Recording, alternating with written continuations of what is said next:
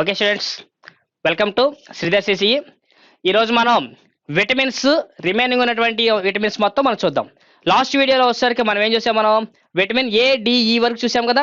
ఇప్పుడు మనం కే దగ్గర నుంచి చూద్దాం. ఓకే, విటమిన్ కే.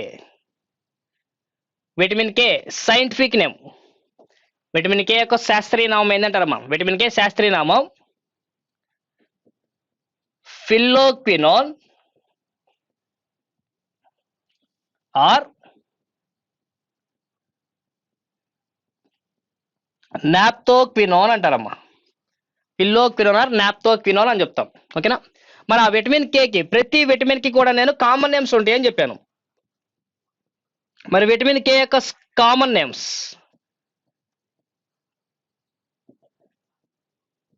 దీని యొక్క కామన్ నేమ్ ఏంటంటే యాంటీ హ్యామరేజింగ్ విటమిన్.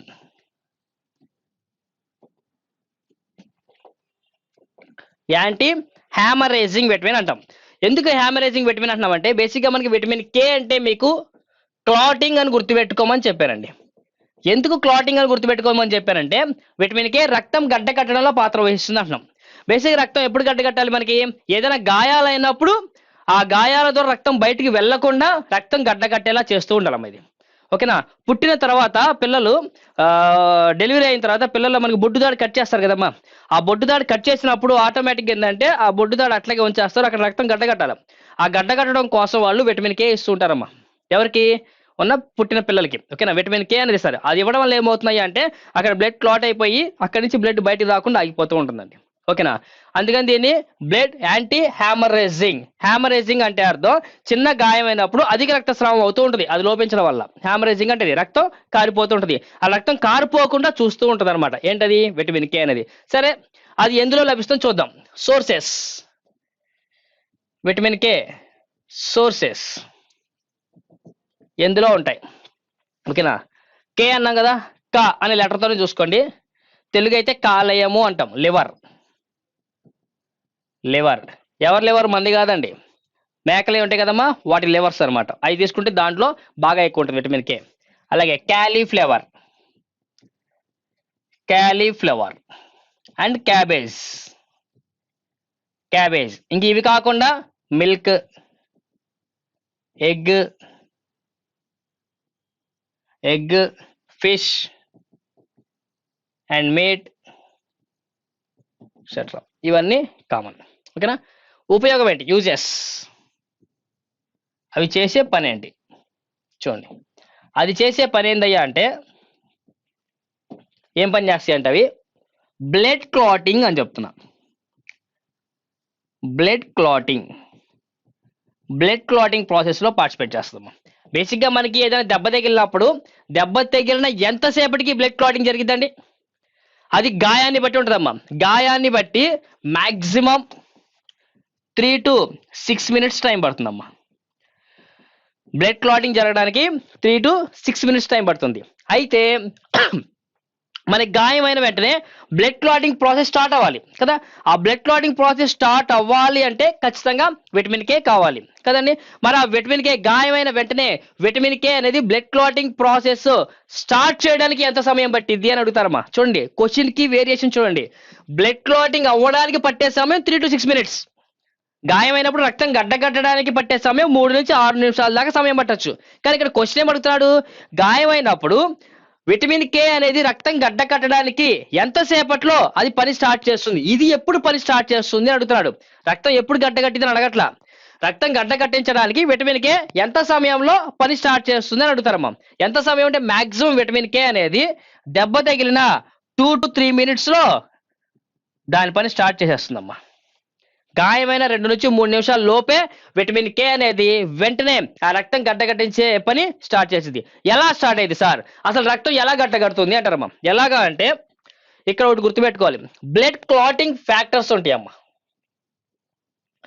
రక్తం గడ్డగట్టించడానికి కొన్ని ఫ్యాక్టర్స్ పార్టిసిపేట్ చేస్తూ ఉంటాయమ్మా.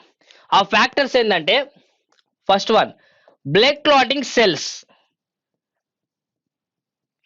రక్తాన్ని గడ్డకట్టించే కణాలు ఉంటాయి. అలాగే రక్తాన్ని గడ్డ కట్టించే ప్రోటీన్స్ ఉంటాయి. రక్తాన్ని గడ్డకట్టించే మినరల్ ఉంటుంది. అలాగే ఇప్పుడు విటమిన్. ఇవి 4 ఉంటాయమ్మా. రక్తాన్ని గడ్డకట్టించడంలో 4 ఫ్యాక్టర్స్ పార్టిసిపేట్ చేస్తున్నాయి. కొన్ని కణాలు ఉంటాయి, కొన్ని ప్రోటీన్స్ పార్టిసిపేట్ చేస్తున్నాయి, కొన్ని మినరల్స్ ఉంటాయి, కొన్ని విటమిన్స్ ఉంటాయి. అయితే అవి ఏంటో చూద్దాం ఒకసారి. ఫస్ట్ రక్తాన్ని గడ్డకట్టించేటువంటి కణాలు ఏంటవి? ప్లేట్లెట్స్. ప్లేట్లెట్స్ తెలుగులో వీటిని రక్త ఫలకీకలు అంటారమ్మా. రక్త ఫలకీకలు, ప్లేట్లెట్స్. ఓకే. ప్రోటీన్స్ ఏంటి? Prothrombin and fibrinogen. Prothrombin and fibrinogen. And minerals. A mineral blood clotting లో పార్టిసిపేట్ చేస్తుంది? కాల్షియం. ఓకేనా. విటమిన్ ఏంటి? ఇప్పుడే మనం చెప్పుకున్నాం, విటమిన్ కే. ఓకేనా. చాలా మంది అండి ఇక్కడ కే అనగానే పొటాషియం అన్నారు. పొటాషియం, కాల్షియం, ఫాస్ఫరస్ అవన్నీ మినరల్స్. ఇక్కడ విటమిన్ కే. కే అనేది సింబల్ అనమాట. నాఫ్థోక్వినాన్, ఫిల్లోక్వినాన్ విటమిన్ యొక్క సింబల్ కే. అది గుర్తుపెట్టుకోండి. ఓకేనండి. సరే, ఇక్కడ చూడండి మనకి ఇవి 4 కూడా బ్లడ్ క్లాటింగ్ లో పార్టిసిపేట్ చేస్తాయమ్మా. ఎలా పార్టిసిపేట్ చేస్తాయి అంటే, ఎప్పుడైతే మనకి దెబ్బ తగిలిందో, గాయమైన వెంటనే ఫస్ట్ బ్లడ్ క్లాటింగ్ లో పార్టిసిపేట్ చేసేవి ప్రోటీన్స్ అమ్మా. ఆ ప్రోటీన్స్ అనేవి బ్లడ్ క్లాటింగ్ జరపడం కోసం ఒక ఆర్డర్ పార్టిసిపేట్ చేస్తుంది. ఆ ఆర్డర్ మనకి ఇంపార్టెంట్. ఇక్కడ ఆర్డర్ ఏంటంటే ప్రోథ్రాంబిన్. ఫస్ట్ బ్లడ్ క్లాటింగ్ జరిగేటప్పుడు మొదటిగా స్టార్ట్ చేసేది ప్రోటీన్స్. అవి ఎలా పార్టిసిపేట్ చేస్తే చూడండి. ఫస్ట్ ప్రోథ్రాంబిన్ అనేది బ్లడ్ క్లాటింగ్ జరపడంలో ప్రధాన పాత్ర వహిస్తుందమ్మా. ఇందులో ప్రోథ్రాంబిన్ అనేటువంటి ప్రోటీన్ ని థ్రాంబిన్ గా కన్వర్ట్ చేసేది ఒక ఎంజైమ్ అండి. చూడండి, మనకి గాయమైన వెంటనే అక్కడ రక్తం గడ్డగట్టాలి అంటే ఖచ్చితంగా ఇందాక చెప్పిన 4 ఫ్యాక్టర్స్ పార్టిసిపేట్ చేయాలి.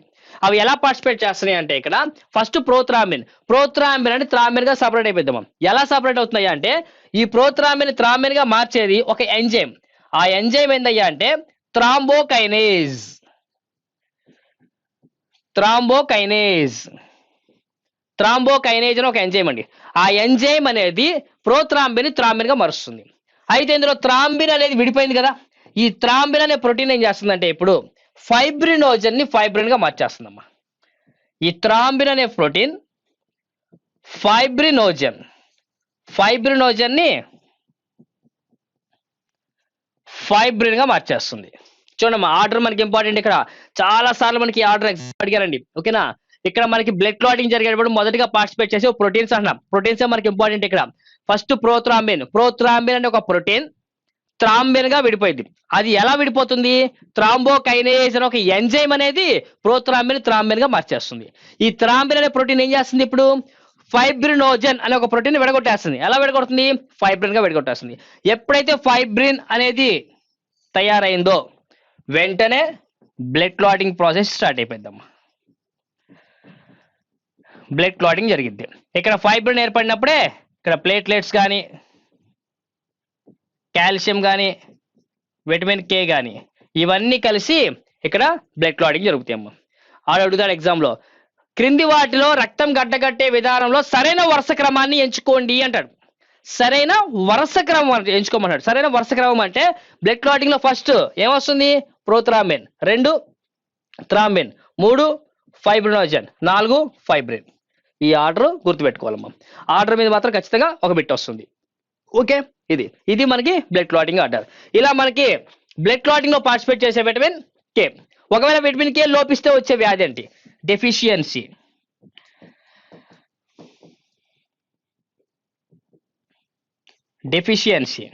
Deficiency of vitamin K. ఏవైతే ఇంకా డెఫిషియన్సీ జరిగిందంటే బ్లడ్ క్లాట్ అవ్వదు. ఎప్పుడు క్లాట్ అవ్వదు? ఏదైనా గాయమైనప్పుడు రక్తం గడ్డగట్టకుండా చిన్న దెబ్బ తగిలినా సరే ఎక్కువ రక్తం పోతూనే ఉంటుందమ్మా. అదే విటమిన్ కే లోపించడం వల్ల వచ్చే వ్యాధి. చిన్న గాయమైన అధిక రక్తస్రావం కావడం, దాన్నే బ్లడ్ హ్యామరేజింగ్ అంటాం.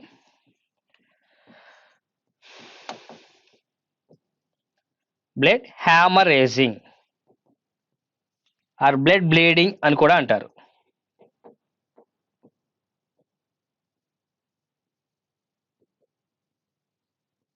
బ్లడ్ బ్లీడింగ్ అని చెప్తారమ్మా. బ్లడ్ హ్యామరేజింగ్, చిన్న గాయమైన అధిక రక్తస్రావం అవుతూనే ఉంటుందమ్మా. అదే విటమిన్ కే లోపించడం వల్ల వచ్చే వ్యాధి. ఓకేనా, చూడండి సైంటిఫిక్ నేమ్ ఫిల్లోక్వినాల్, నాఫ్తోక్వినాల్ అని చెప్తున్నాం. దాని కామన్ నేమ్స్ యాంటీ హ్యామరేజింగ్ విటమిన్ అని చెప్తున్నాం. ఓకేనా, ఎక్కడ ఉంటాయి అవి? Liver, cauliflower, cabbage and milk, egg, fish, meet, ఇవన్నీ లీఫ్ వెజిటేబుల్స్ లో ఉంటాయి అని చెప్పుకోవచ్చు మనం. ఎగ్జాంపుల్ యూజెస్ అంటే బ్లడ్ క్లాటింగ్ లో పార్టిసిపేట్ చేస్తుంది. మరి ఆ బ్లడ్ క్లాటింగ్ లో పార్టిసిపేట్ చేసే ఫ్యాక్టర్స్ అంటే ఇవి 4 వస్తాయి. బ్లడ్ క్లాటింగ్ ఫ్యాక్టర్స్ అని అడుగుతారమ్మా, ఇవి 4 గుర్తుపెట్టుకోండి. ఇవి 4 ఎలా పార్టిసిపేట్ చేస్తున్నాయి అంటే ఫస్ట్ ప్రోథ్రామిన్ థ్రాంబిన్ గా మారుతుంది. థ్రాంబిన్ గా మార్చేది థ్రాంబోకైనేజ్ అనే ఒక ఎంజైమ్. థ్రాంబోకైనేజ్ అనేది ఎంజైమ్ గుర్తుపెట్టుకోండి. థ్రాంబోకైనేజ్ అనేది ఒక ఎంజైమ్. ఆ ఎంజైమ్ అనేది ఏం చేస్తుంది? థ్రాంబిన్ గా విడగొట్టినప్పుడు ఈ థ్రాంబిన్ అనే ప్రోటీన్ ఫైబ్రినోజన్ ని ఫైబ్రిన్ గా మార్చేస్తుందమ్మా. ఎప్పుడైతే ఫైబ్రిన్ విడుదలైందో ఆటోమేటిక్ గా బ్లడ్ క్లాటింగ్ జరిగిపోయింది. ఇది బ్లడ్ క్లాటింగ్ జరిగినటువంటి order. Okay, right. Next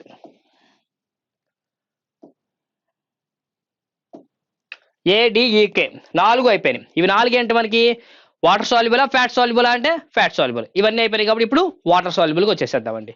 water soluble లో వచ్చేసరికి బి కాంప్లెక్స్ అమ్మా. ఫస్ట్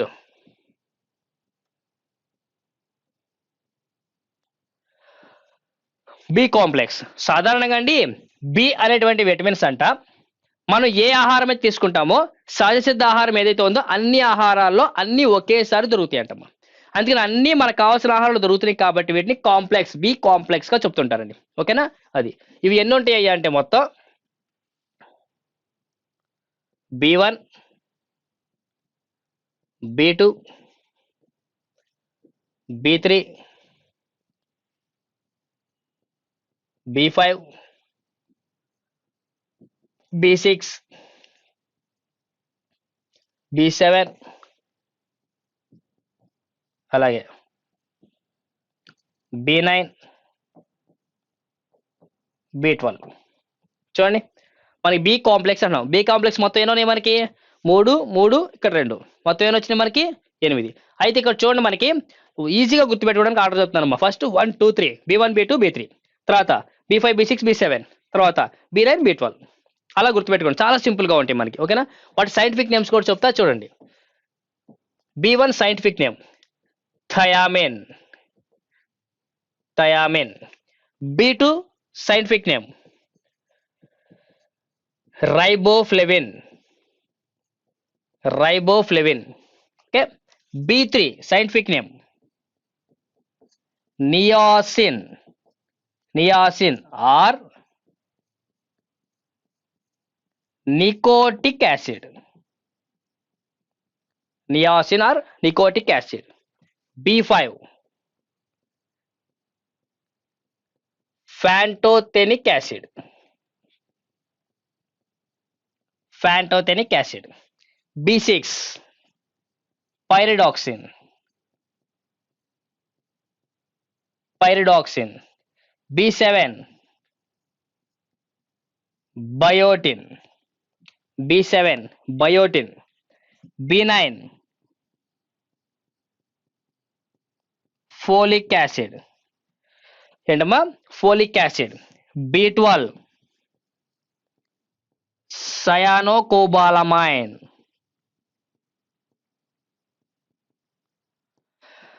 సయానోకోబాలమైన్. ఎందుకు నేను ఇక్కడ ప్రతిదీ ఇక్కడ వరుసగా రాసే సైంటిఫిక్ నేమ్ రాశానంటే ఇప్పుడు దాకా కూడా బి కాంప్లెక్స్ లో మాక్సిమం ఎక్కువగా అడిగిన బిట్లు ఏందయ్యా అంటే సింబల్ సైంటిఫిక్ నేమ్ అమ్మా. సింబల్ సైంటిఫిక్ నేమ్ చాలా సార్లు అడిగారు ఎన్టీపీసీలో. సింబల్ ఇచ్చారు, దాని శాస్త్రనామం అంటే మ్యాచింగ్స్ ఇచ్చారనమాట. ఆ మ్యాచింగ్స్ లో B1 సింబల్ ఇచ్చి దాని యొక్క సైంటిఫిక్ నేమ్ పక్కన ఇచ్చారనమాట. వాటిని మనం మ్యాచ్ చేస్తూ ఉండాలమ్మా. అది ఎక్కువ అడిగారు. సెకండ్ ఇంకోటి ఏం అడిగారంటే B1 deficiency, B2 deficiency, diseases అడిగారమ్మా.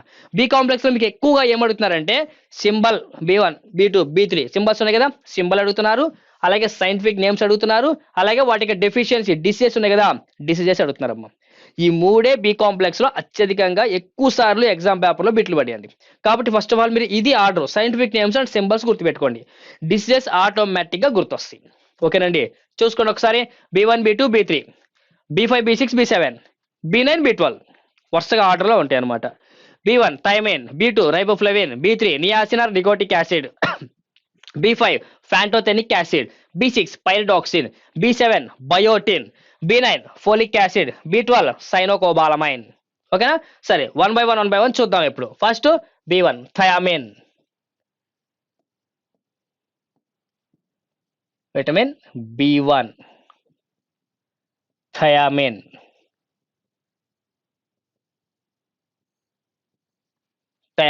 Scientific name రాసుకున్నాం.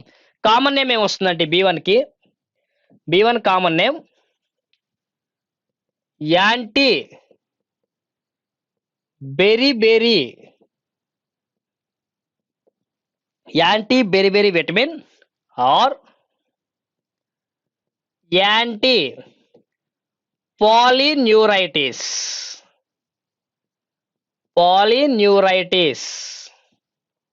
చూడమ్మా, vitamin B1 scientific name is thiamine, శాస్త్రీయ నామం థయామిన్. ఓకే, దానికి కామన్ నేమ్ వాడుక పదం B1 యొక్క వాడుక పదం ఏంటంటే యాంటీ బెరీ విటమిన్ లేదా యాంటీ పాలిన్యూరైటిస్ అని అంటారమ్మా. యాంటీ పాలిన్యూరైటిస్ అంటాం. ఓకేనా? సరే, ఇక్కడ చూడండి, మనకి B1 అని చెప్తున్నా.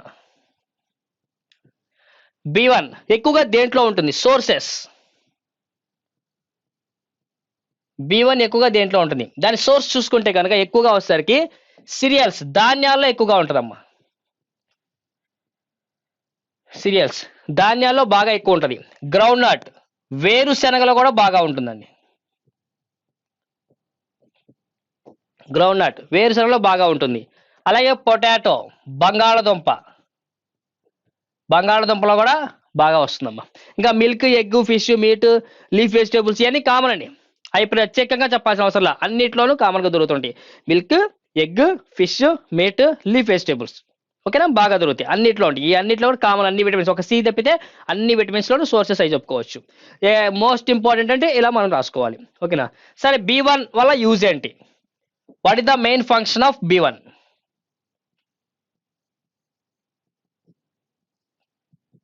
యూజెస్ చూడమ్మా.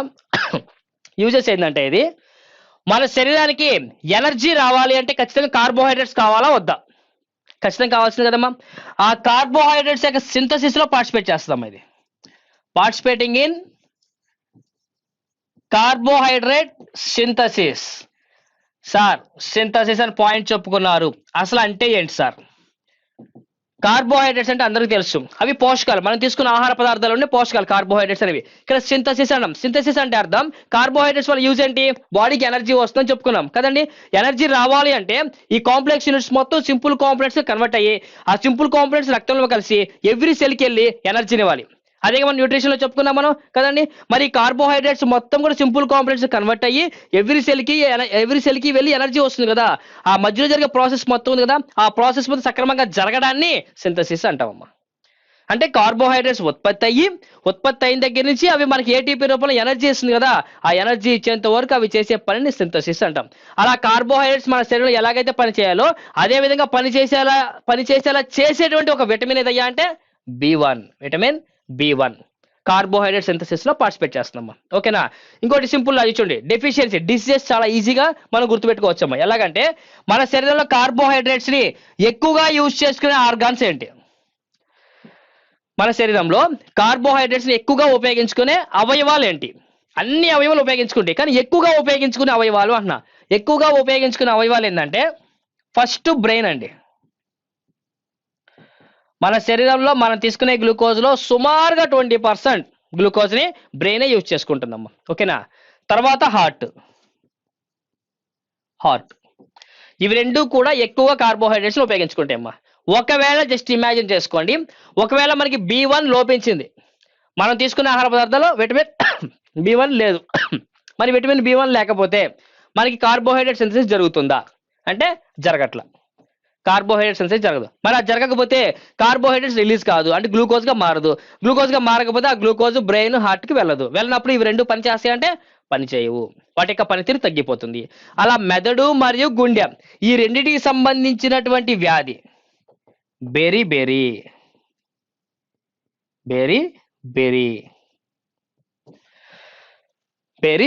వీటి యొక్క పనితీరు తగ్గిపోయింది అంటాము. వీటి యొక్క పనితీరు బాగా తగ్గిపోయింది అంటాము. ఆ పనితీరు తగ్గిపోయి ఆ మతి మరుపు రావడం, ఒకసారి స్పృహ తప్పిపోవడం, ఫిట్స్ రావడం, ఇలాంటి ఎన్నో లక్షణాలు ఉంటాయమ్మా. ఆ లక్షణాలు కలిగిన వ్యాధే బెరీ అంటాం. ఓకేనా?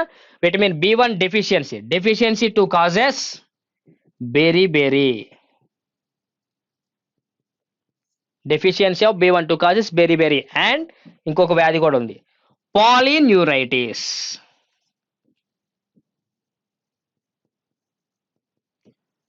పాలిన్యూరైటిస్ నర్వస్ సిస్టమ్ సంబంధించిందమ్మా. ఆటోమేటిక్గా నాడీ కణాలు మొత్తం సక్రమంగా పని చేయకుండా పోతాయమ్మా.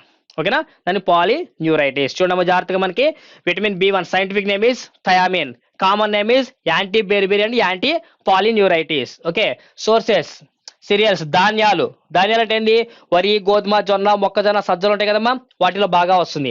గ్రౌండ్ నట్ వేరుశనగలో ఉంటుంది, పొటాటో బంగాళదుంపలోనే ఉంటుంది. అలాగే మనం పాలిష్ చేస్తాం కదండి రైస్, పాలిష్ చేసినప్పుడు ఆటోమేటిక్ తౌడు బయటకు వెళ్ళిపోయింది కదా రైస్ పై నుంచి. ఆ తౌడు ఏదైతే పక్కకి వెళ్ళిపోతుందో ఆ తౌడు ఉంది కదమ్మా, ఆ తౌడులో ఎక్కువగా B1 వెళ్ళిపోయింది అంటమ్మా, ఎక్కువగా బయటకు వెళ్ళిపోయింది అంట. మనకి జేమ్స్ లిండ్ అని ఒక సైంటిస్ట్ అమ్మా, జేమ్స్ లిండ్. ఈ జేమ్స్ లిండ్ అనేటువంటి శాస్త్రవేత్త మొట్టమొదటిసారిగా B కాంప్లెక్స్ పై రీసెర్చ్ చేసి మొట్టమొదటిసారి B1 కనుక్కున్నాడమ్మా. జేమ్స్ లిండ్ అని ఆయన B1 ని మొట్టమొదటిసారి కనుక్కొని వాడి గురించి చెప్పాడు. అయితే ఇతను ప్రత్యేకంగా విటమిన్ B1 థయామిన్ అని చెప్పాడండి. కానీ విటమిన్ B1 యొక్క ప్రాముఖ్యత గురించి మొట్టమొదటిసారిగా వివరించిన శాస్త్రవేత్త ఎవరు అని అడుగుతారమ్మా. చూడండి జాగ్రత్తగా, చాలా సార్లు ఎగ్జామ్లు అడిగారమ్మా. విటమిన్ B1 థయామిన్ యొక్క ప్రాముఖ్యత గురించి మొట్టమొదటిసారిగా వివరించిన శాస్త్రవేత్త ఎవరు అంటారమ్మా. ఫంక్ అనేటువంటి శాస్త్రవేత్త అమ్మా. ఫంక్ అనే శాస్త్రవేత్త మొట్టమొదటిసారిగా B1 గురించి చెప్పారమ్మా. ఎలా చెప్పాడంటే, మీకు స్టార్టింగ్ విటమిన్స్ యొక్క ఇంట్రడక్షన్ చెప్పినప్పుడు చెప్పాను. ఫంక్ అనే శాస్త్రవేత్త జపాన్లో బెరిబెరి వ్యాధిపై ప్రయోగాలు చేశాడు అని చెప్పాను. ఓకేనా, ఫంక్ అనే శాస్త్రవేత్త జపాన్ లో వచ్చినటువంటి బెరిబెరి అనే ఒక వ్యాధిపై పరిశోధనలు జరిపాడని చెప్పాను. ఎందుకు పరిశోధన జరిపాడంటే, ఆ బెరిబెరి వ్యాధి రావడం వల్ల నర్వస్ ప్రాబ్లమ్స్ వచ్చి మాక్సిమం చాలా మంది చనిపోతున్నారంట. అది ఎందుకు వస్తుందని రీసెర్చ్ చేయగా తనకి ఏం తెలిసిందయ్యా అంటే, జపాన్ లో ఉన్నటువంటి ప్రజలు ఎక్కువగా పాలిష్ చేసిన బియ్యాన్ని తీసుకోవడం వల్ల వాళ్ళకి బెరిబెరి వ్యాధి వచ్చింది అని గుర్తించాడు. ఎవరతను? ఫంక్. ఓకేనా, అయితే ఇక్కడ ఒక పాయింట్ మనం అబ్జర్వ్ చేయాలి. ఏంటది? ఎక్కువగా పాలిష్ చేసిన రైస్ తీసుకోవడం వల్ల బెరిబెరి వచ్చింది అంటున్నాం. అంటే ఎక్కువగా పాలిష్ చేసిన రైస్ లో ఉండనటువంటి విటమిన్ ఏదయ్యా అంటే B1. బాగా పాలిష్ చేసిన వరిలో ఉండనటువంటి లోపించినటువంటి విటమిన్ ఏది అంటారమ్మా? లోపించే విటమిన్ B1. అందుకే ఎక్కువగా పాలిష్ చేయకూడదు, హాఫ్ పాలిష్ చేసుకోవాలి ఎప్పుడైనా రైస్. హాఫ్ పాలిష్ చేసుకోవడం వల్ల మనకి విటమిన్ B1 లభిస్తుంది. అందుకే చూడండి, బాగా పాలిష్ చేసినప్పుడు పాలిష్ చేసిన రైస్ తిన్నా మనకి ఎక్కువ బలం ఉంటుందా? పాలిష్ చేయగా ఏర్పడిన తౌడు ఉంది కదా, ఆ తౌడు తిన్న గేదెలు, పశువులు ఉన్నాయి కదమ్మా, దున్నపోతులు, ఆవులు, వాటికి ఎక్కువ బలం ఉంటుందా అంటే వాటికి ఎక్కువ బలం ఉంటుంది. ఎందుకు బలం ఉంటుంది? ఆ తౌడులోనే విటమిన్ B1 బాగా వెళ్ళిపోతుంది కాబట్టి. ఓకే, గుర్తుపెట్టుకోవాలమ్మా. జస్ట్ మనకి సోర్సెస్, యూజెస్ ఈ మాత్రమే గుర్తుపెట్టుకోవాలని కాదు, మనం ఇక్కడ విటమిన్ B1 గురించి సైంటిస్టులు ఎవరైనా వస్తే వాళ్ళ గురించి కూడా మనం తెలుసుకోవాలి. అప్లికేషన్ పాయింట్ ఆఫ్ వ్యూ కూడా మనల్ని బిట్ అడుగుతారు. ఓకేనండి, సరే, ఇది vitamin B1.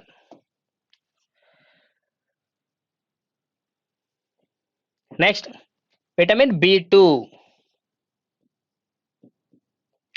Scientific name is riboflavin.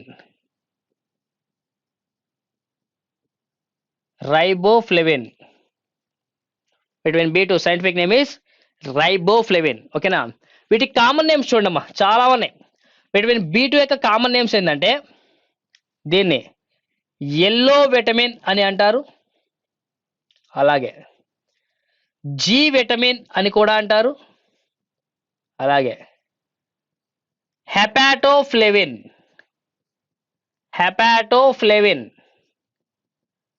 అని కూడా అంటారు. చూడండి ఎన్ని పేర్లు ఉన్నాయో.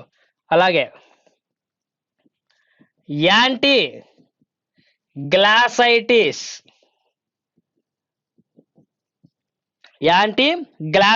విటమిన్ అని అంటారు. అలాగే యాంటీ కీలోసిస్ విటమిన్ అని కూడా అంటారమ్మా. చూడండి, మనకి విటమిన్ B2 యొక్క కామన్ నేమ్స్, ఇవన్నీ కూడా కామన్ నేమ్స్ మాత్రం గుర్తుపెట్టుకోవాలి. వాడు కేవలం రైబోఫ్లేవిన్ అనే బిట్ అడగాల్సిన అవసరం లేదు. వాడు రైబోఫ్లేవిన్ యూజ్ చేయాలని లేదు, రూల్ లేదు. వాడు ఎల్లో విటమిన్ ఏంటి అనొచ్చు, G విటమిన్ అంటే ఏంటి అనొచ్చు, హెపాటోఫ్లేవిన్ అంటే ఏంటి అనొచ్చు, యాంటీ గ్లాసైటిస్ అంటే ఏంటి అనొచ్చు, యాంటీ కిలోసిస్ అంటే ఏందని అడగచ్చు. అవన్నీ విటమిన్ B2 యొక్క కామన్ నేమ్స్ అండి. ఓకేనా? మరి ఆ విటమిన్ B2 ఎక్కువగా దేంట్లో ఉంటుంది? దాని సోర్సెస్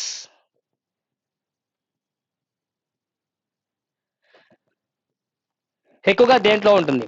పాలు, గుడ్డు, చేప, మాంసం, ఆకుకూరలు ఇవన్నీ కామన్. అవి కాకుండా ఎక్కువగా దేంట్లో ఉంటుందంటే కోకోనట్. కోకోనట్ కొబ్బరిలో, కోకోనట్ వాటర్లో ఉంటుంది, ఎండు కొబ్బరిలో ఉంటుంది.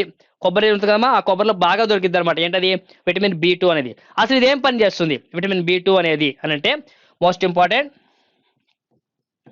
దానికి ఉపయోగాలు ఏందయ్యా అంటే, మోస్ట్ ఇంపార్టెంట్ అమ్మ గుర్తుపెట్టుకోండి. ఫస్ట్ ఇది చేసే పని ఏంటంటే carbohydrates carbohydrates and proteins. Carbohydrates మరియు ప్రోటీన్స్ ఈ రెండిటి యొక్క సింథసిస్ అంటే ఉత్పత్తి మరియు అవి చేసే పని. కార్బోహైడ్రేట్స్ అండ్ ప్రోటీన్ సింథసిస్ లో పార్టిసిపేట్ చేస్తుందమ్మా. ఏంటది? రైబోఫ్లేవిన్ అనేది. సెకండ్, ఇది ఇంకో పాయింట్ కూడా ఉందమ్మా, మోస్ట్ ఇంపార్టెంట్, ఇది బాగా గుర్తుపెట్టుకోండి. Participating in oxidation and reduction. Participating in oxidation reduction process. Oxidation and reduction process లో పార్టిసిపేట్ చేస్తుందమ్మా. దీన్ని తెలుగులో ఏమంటారంటే, ఆక్సిడేషన్ అంటే ఆక్సీకరణ. ఆక్సీకరణ. రిడక్షన్ అంటే క్షయకరణ అంటాం. ఆక్సీకరణ, క్షయకరణ అంటాం. ఓకేనా? అయితే మీకు ఆల్రెడీ నేను గ్లూకోజ్ దగ్గర చెప్పానమ్మా, ఆక్సిడేషన్ అంటే ఏంది, రిడక్షన్ అంటే ఏంది అనేది. ఓకేనా? ఆక్సిడేషన్ అంటే అర్థం ఆక్సిజన్ ని తీసుకొని హైడ్రోజన్ అణువుని విడుదల చేయడం. ఓకేనా? ఆక్సిడేషన్ మీన్స్ ఆక్సీకరణం అంటే ఏందమ్మా, ఆక్సిజన్ ని తీసుకొని హైడ్రోజన్ వదిలేసేయడం. Okay, receiving of the oxygen and releasing of the hydrogen. ఇక్కడ హైడ్రోజన్ రిలీజ్ చేస్తుంది అంటున్నాం. హైడ్రోజన్ రిలీజ్ చేస్తుంది అంటే దాని అర్థం ఒక ఆక్సిడేషన్ లో ఎలక్ట్రాన్స్ మరియు ప్రోటాన్స్ రెండు విడుదల అయిపోవడం అనేది జరిగిద్దమ్మా. మరి ఇక్కడ రిడక్షన్ అంటున్నాం. రిడక్షన్ అంటే అర్థం ఏంటి? దాని కంప్లీట్ ఆపోజిట్. ఆక్సిజన్ ని విడుదల చేసి హైడ్రోజన్ ని తీసుకోవడం.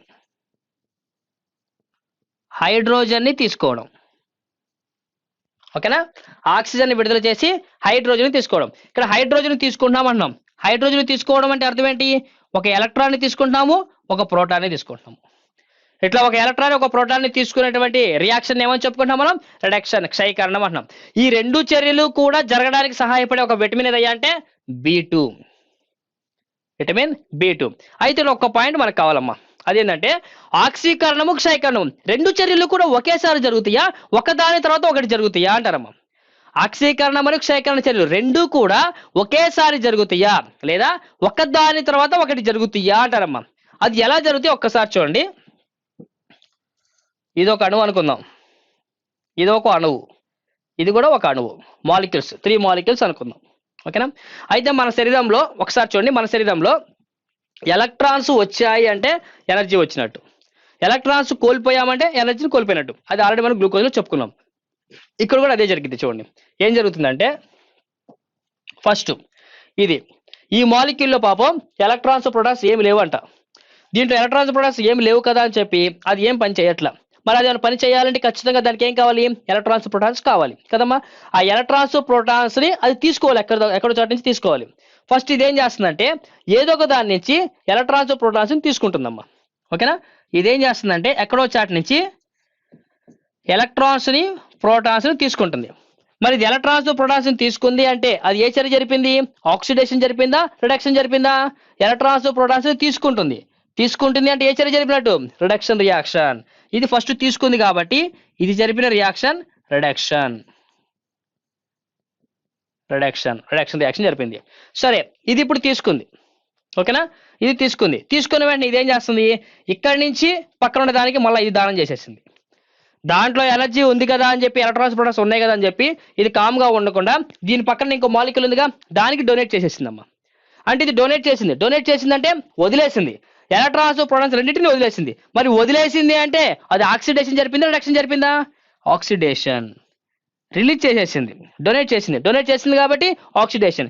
వెంటనే పక్కన మాలిక్యూల్ తీసుకుంది అంటే ఏం జరిపింది? ఇది రిడక్షన్ జరిపింది. మళ్ళీ ఇది అమ్మటే ఇంకో దానికి డొనేట్ చేసిందంటే ఇది ఆక్సిడేషన్ జరిపింది. మళ్ళీ ఇది తీసుకుంది అంటే రిడక్షన్ జరిపినట్టు. అంటే ఇక్కడ ఒక్కసారి చూడండి, ఈ చార్ట్ చూడండి ఒకసారి. ఇక్కడ వచ్చేసరికి ఏమో ఇది ఒక పక్క డొనేట్ చేసింది అంటే ఇంకో పక్క తీసుకుంటుందనేగా. అంటే ఒక పక్క ఆక్సీకరణ జరుగుతుంది అంటే రెండో పక్క రిడక్షన్ జరుగుతుంది అని అర్థం. ఒక పక్క ఆక్సీకరణ జరిగింది అంటే రెండో పక్క రిడక్షన్ జరిగింది అని అర్థం. అంటే రెండు కూడా ఒకే సమయంలో జరుగుతుంటది. ఎప్పుడైతే ఇక్కడ ఆక్సిడేషన్ జరిగిందో, ఇది ఎప్పుడైతే తీసుకున్న వెంటనే ఇక్కడ ఏటీపీ రూపంలో ఒక ఎనర్జీ ఫామ్ అయిద్దమ్మా. అవుతుంది. ఇలా ఆక్సిడేషన్ రిడక్షన్. ఇక్కడ ఎవ్రీ మాలిక్యూల్ లో కూడా ఆ రెండు రియాక్షన్స్ ఎప్పుడూ జరుగుతూనే ఉండాలమ్మా. అలా ఎప్పుడు అవి జరిగితేనే మన బాడీలో ఉన్న ప్రతి కణం సక్రమంగా పనిచేస్తుంది. ఓకేనా? అలా ఎప్పుడు ఈ ఆక్సిడేషన్ రిడక్షన్ రియాక్షన్స్ సక్రమంగా జరిగేలా చూసే ఒక విటమిన్ B2. ఓకేనా? అయితే ఇది ఒక్కసారి చూడండి, ఇదేమో డొనేట్ చేసింది, ఇదేం తీసుకుంది.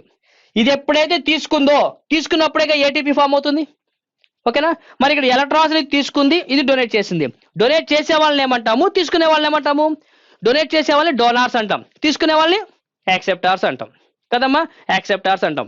ఇక్కడ యాక్సెప్టార్స్ లేరమ్మా, డోనార్స్ ఉన్నారు. సపోజ్ యాక్సెప్టార్స్ లేనప్పుడు డోనార్స్ ఉన్నా కూడా వేస్టేగా. ఆ డోనార్స్ ఉన్నా వేస్ట్ అంటున్నాం. ఎందుకు వేస్ట్ అంటున్నాము? వాళ్ళ వల్ల ఎటువంటి యూజ్ లేదు. ఏ యూజ్ లేదు? ఏటీపీ ఫామ్ చేయలేవు. ఏటీపీని ఫామ్ చేసేది అయ్యా అంటే ఎప్పుడైతే ఎలక్ట్రాన్ యాక్సెప్టార్స్ ఎప్పుడైతే ఉంటాయో ఆ ఎలక్ట్రాన్ యాక్సెప్టార్స్ అనేవి ఆ డోనార్స్ దగ్గర నుంచి ఎలక్ట్రాన్స్ తీసుకున్నప్పుడు మాత్రమే ఏటీపీ ఫామ్ అవుతుంది. కాబట్టి ఇక్కడ మనకు కావాల్సింది ఎవరయ్యా అంటే ఎలక్ట్రాన్ యాక్సెప్టార్స్ మనకు కావాలి. ఆ ఎలక్ట్రాన్ యాక్సెప్టార్స్ అనేవాళ్ళు చాలా మంది ఉన్నారమ్మా. ఎవరయ్యా అంటే మోస్ట్ ఇంపార్టెంట్ అమ్మా, గుర్తుపెట్టుకోండి, ఎలక్ట్రాన్ యాక్సెప్టార్స్ అంటాం వీళ్ళని.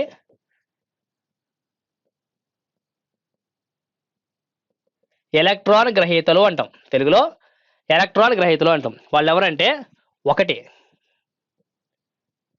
NAD, 2 NADP, 3 FAD and 4 ADP and 5th cytochrome and plastoquinone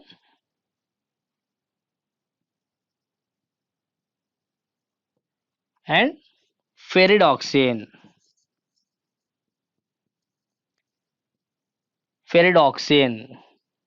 ఇవన్నీ కూడా ఎలక్ట్రాన్ యాక్సెప్టార్స్ అమ్మా. చాలా సార్లు మనకి ఎగ్జామ్లో ఇవి కూడా అడిగారు. క్రింది వాటిలో ఎలక్ట్రాన్ గ్రహీతని గుర్తించుము అన్నాడమ్మా. ఎలక్ట్రాన్ గ్రహీత, ఇవన్నీ కూడా ఎలక్ట్రాన్ గ్రహీతలే. ఓకే, వాటి ఫుల్ ఫామ్స్ కూడా రాసుకోండి, మనకి important.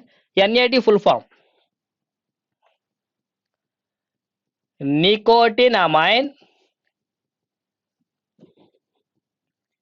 adenine dinucleotide. Nicotinamide adenine dinucleotide. NADP అంటే నికోటినమైన్ adenine dinucleotide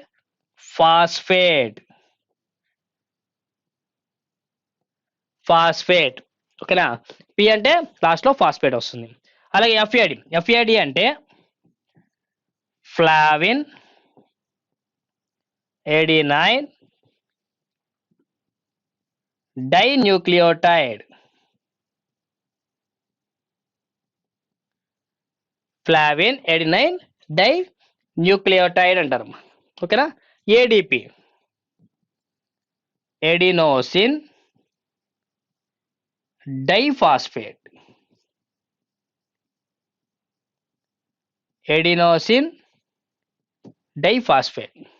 ఓకేనా? ఇవన్నీ కూడా మామూలే. ఓకేనా? ఇవి గుర్తుపెట్టుకోండి. ఖచ్చితంగా మనకి ఎలక్ట్రాన్ యాక్సెప్టార్స్ ఖచ్చితంగా కావాలి అంటున్నాం. మరి ఎలక్ట్రాన్ యాక్సెప్టార్స్ ఎలా వస్తాయి సార్, ఏ విధంగా వస్తాయి సార్ అంటే ఇప్పుడు ఇక్కడికి వద్దాం, విటమిన్స్ లోకి వద్దాం. పాయింట్, మనకి విటమిన్ B2 అనేది 1 కార్బోహైడ్రేట్స్ అండ్ ప్రోటీన్ సింథసిస్ లో పార్టిసిపేట్ చేస్తుంది అన్న. సెకండ్, ఆక్సిడేషన్ అండ్ రిడక్షన్ లో పార్టిసిపేట్ చేస్తుందని చెప్పాం కదండి. థర్డ్ పాయింట్ ఏంటంటే ఇది ఇంకో పని కూడా చేస్తుంది. అదేందయ్యా అంటే ఇందాక మనం ఎలక్ట్రాన్ యాక్సెప్టార్స్ చెప్పుకున్నాం కదా. ఎలక్ట్రాన్ యాక్సెప్టార్స్ లో ఫ్లావిన్, గుర్తుపెట్టుకోండి, ఫ్లావిన్ దీని సైంటిఫిక్ నేమ్ రైబోఫ్లావిన్. రైబోఫ్లావిన్, ఓకేనా. ఫ్లావిన్, ఎఫ్ఏడి, ఫ్లావిన్ అని చెప్తున్నా కదమ్మా.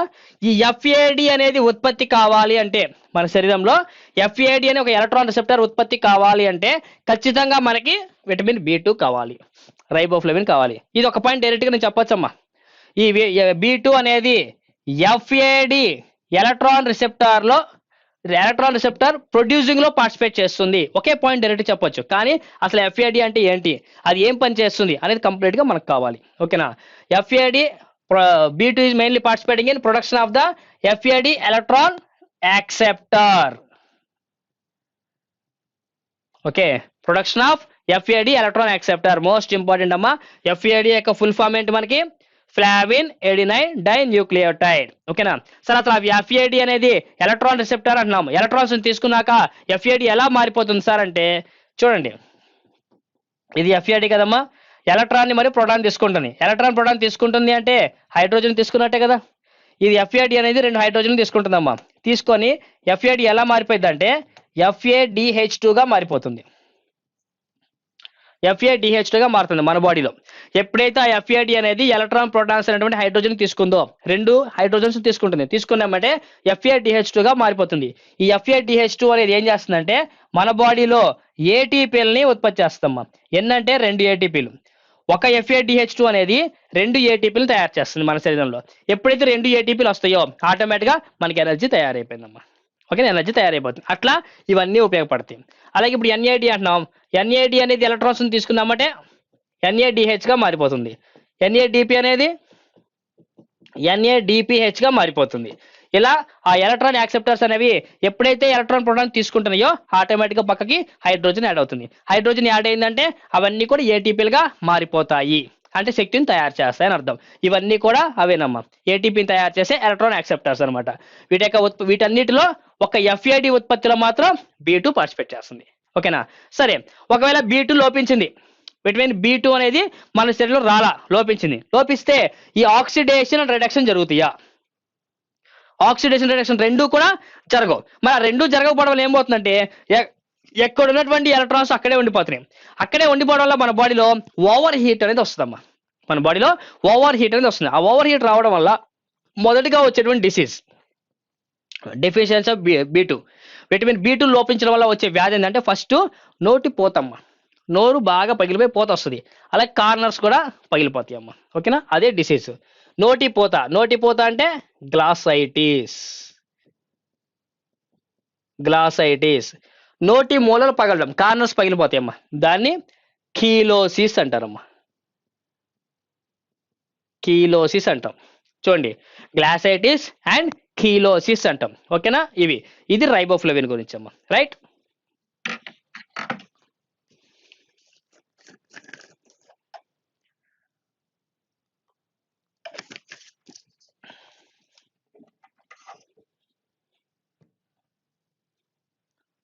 ఓకే, నెక్స్ట్ చూడమ్మా మనకి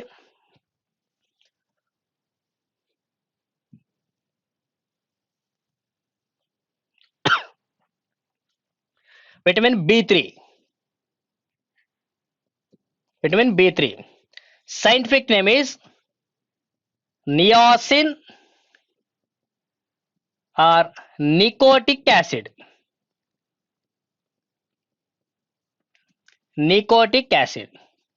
niacin or nicotinic acid, okay. వీటికి కామన్ నేమ్స్ చూడండి అమ్మా. B3 యొక్క కామన్ నేమ్ ఏంటంటే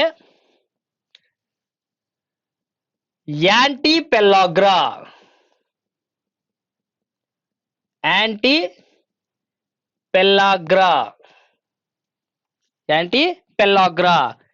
అలాగే 4D విటమిన్. అంటాం. ఇక్కడ చూడండి 4D అన్నా. 4D అంటే ఏంటి సార్, చాలా మంది అడిగారు మనం చాలా సార్లు. అసలు 4D అంటే ఏంటి సార్ అంటే చూడండి, diarrhoea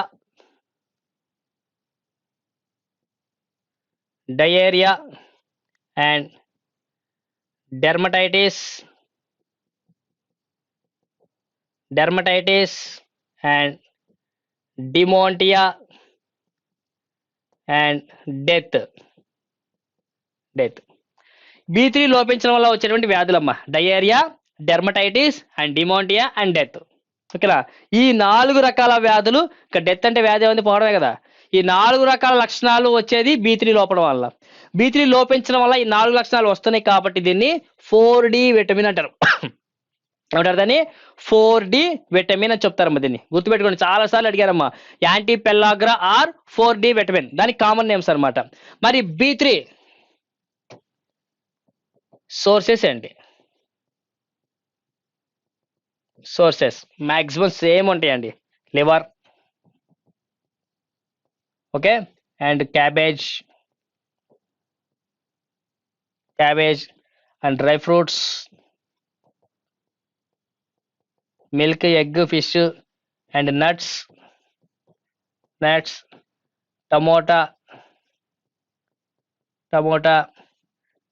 green vegetables etcetera. Green vegetables and etcetera. Okay, మరి అది చేసే పని ఏంటి? యూజెస్. విటమిన్ B3 యూజెస్, అదేం పని చేస్తుందంటే కార్బోహైడ్రేట్స్,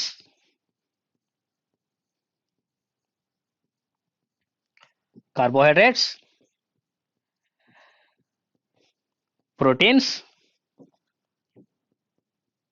ఫ్యాట్స్, మూడిటి యొక్క సింథసిస్. అమ్మ తెలుగులో సింథసిస్ అంటే సంశ్లేషణ. ఓకేనా, సంశ్లేషణ అంటాం. సింథసిస్ లో పార్టిసిపేట్ చేస్తుంది. ఫస్ట్ ఏమో కార్బోహైడ్రేట్స్, తర్వాత ఏమో కార్బోహైడ్రేట్స్, ప్రోటీన్స్. ఇక్కడ మాత్రం 3 కార్బోహైడ్రేట్స్, ప్రోటీన్స్, ఫ్యాట్స్, మూడిటి యొక్క సంశ్లేషణలో పార్టిసిపేట్ చేసే విటమిన్ ఏదయ్యా అంటే B3. ఓకేనా, అంతేకాదు ఇంకో పని కూడా చేస్తుంది. స్కిన్ ఉంది కదమ్మా, మన చర్మం, ఆ చర్మం అనేది డ్రై కాకుండా చూస్తుందమ్మా, పొడి బారకుండా చూస్తుంది. మన స్కిన్ డ్రై కాకుండా ఉండాలి అంటే కనుక మన బాడీలో ఏం రిలీజ్ అవ్వాలండి? మన బాడీలో బేసిక్గా మనకి స్కిన్లో వచ్చేసరికి 2 టైప్ ఆఫ్ గ్లాండ్స్ ఉంటాయి.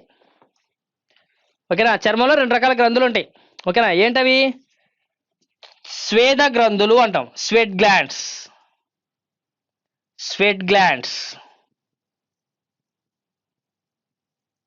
స్వేద గ్రంథులు, స్వెట్ గ్లాండ్స్. అలాగే సెబేషియన్ గ్లాండ్స్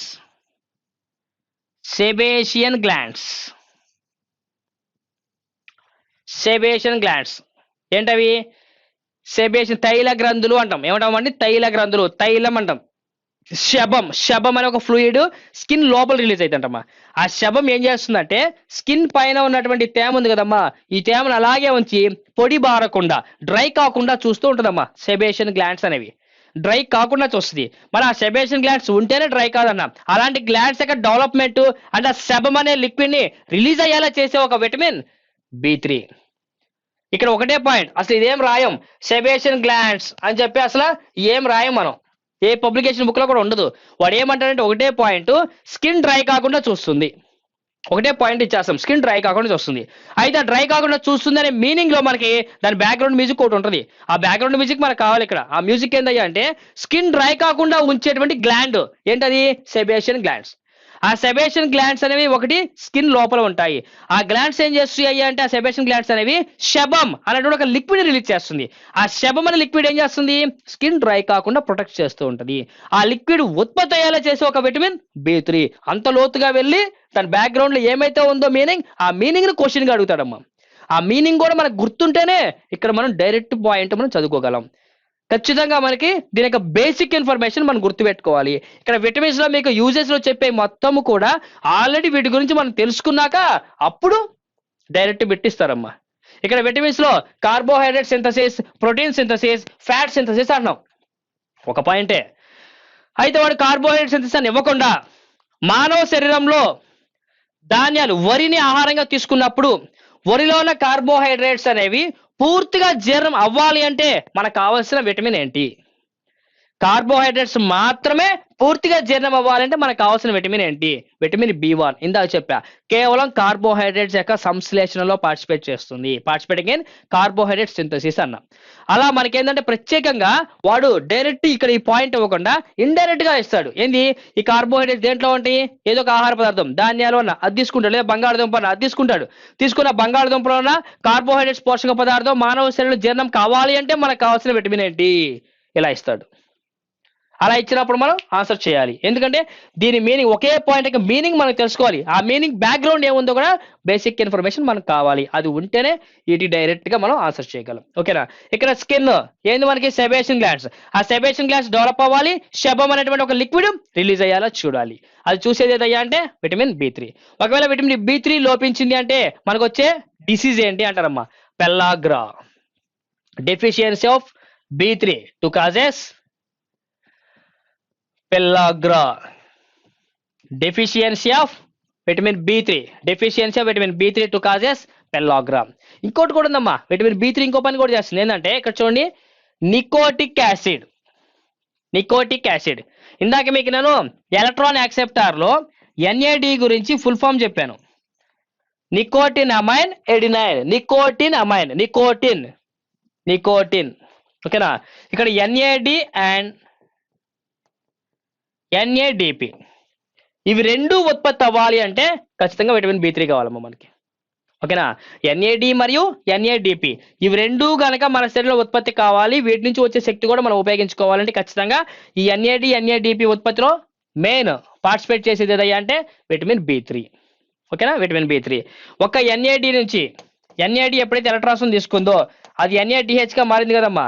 ఈ ఒక్క NADH అనేది 3 ATPs ఫామ్ చేస్తుంది అంటమ్మా. ఈ ఒక్క NADH అనేది 3 ATPలు వస్తుందంట. మరి 3 ATPలు అంటే బాగా ఎక్కువ శక్తి వస్తుంది. అంత ఎక్కువ శక్తి వచ్చేటువంటి NADH మన శరీరంలో ఖచ్చితంగా తయారవ్వాలి. ఖచ్చితంగా తయారు కావాలంటే NAD యాక్సెప్టర్ విడుదల కావాలి. ఆ NAD యాక్సెప్టర్ విడుదల కావాలంటే మనకు కావాల్సిన విటమిన్ B3. చూడండి, ఎక్కడి నుంచి మనం తనుకుంటూ వస్తే ఇక్కడ ఆన్సర్ మనకు వస్తుంది.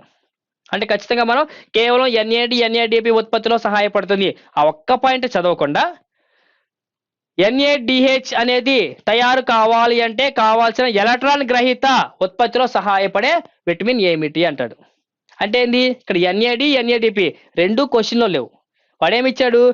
NADH అనేటువంటి ఒక శక్తి ఉత్పత్తి కావాలి అంటే కావాల్సిన ఎలక్ట్రాన్ గ్రహీత ఉత్పత్తిలో సహాయపడే విటమిన్ ఏమిటి? B3. ఓకేనా?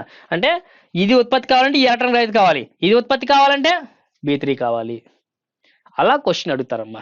కానీ మనం డైరెక్ట్ పాయింట్ ఒకటే చదువుకుంటాం, NAD NADP ఉత్పత్తి, కార్బోహైడ్రేట్ ప్రోటీన్ ఫ్యాట్ సింథసిస్ అని చదువుకుంటాం. కానీ ఇట్లా కాదు, కొంచెం మనం ఇమాజినేషన్ చేసుకొని వాటిని కూడా మనం లాక్కొచ్చుకోవాలి. వేరే ఉన్న సబ్జెక్ట్లో కూడా మనం తెచ్చుకోవాలి. Okay, right. ఇది B3.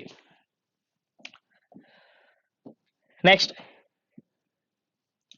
Vitamin B5. B5 scientific name pantothenic acid.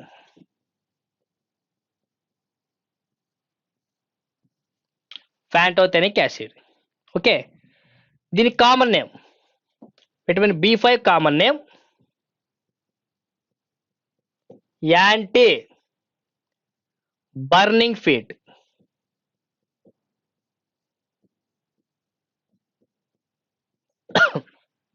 Anti burning feet. ఆ బర్నింగ్ ఫీట్ అంటే అరికాళ్ళ మంటలు అని. B5 లోపిస్తే బేసిక్గా ఆడవాళ్ళు ఎక్కువగా అరికాళ్ళ మంటలు అనేవి వస్తాయమ్మా. ఆ అరికాళ్ళ మంటలు దీని లోపంలో వస్తాయి. అసలు ముందు దానికి యూజెస్ చూద్దాం మనం. యూజెస్ అండ్ సోర్సెస్ చూద్దాం. B5 సోర్సెస్ ఎక్కువగా దేంట్లో ఉంటుందయ్యా అంటే ఆమ్ల. ఉసిరికాయలో బాగా ఎక్కువ ఉంటుందమ్మా. ఉసిరికాయలో బాగా దొరుకుతుంది. అలాగే డ్రై ఫ్రూట్స్లో బాగా ఎక్కువ ఉంటుంది. అండ్ వాల్నట్స్, నట్స్లో ఉంటుంది. గ్రౌండ్ నట్స్లో ఉంటుంది. అండ్ సీడ్స్ ఉంటాయి కదమ్మా, డ్రై సీడ్స్, ఎండబెట్టిన సీడ్స్ ఉంటాయి కదా, గుమ్మడికాయ కానీ సన్ఫ్లవర్ కానీ వాటి నుంచి చిన్న చిన్న విత్తనాలు వస్తాయి. ఆ విత్తనాల్లో కూడా బాగా ఉంటుందమ్మా ఇది.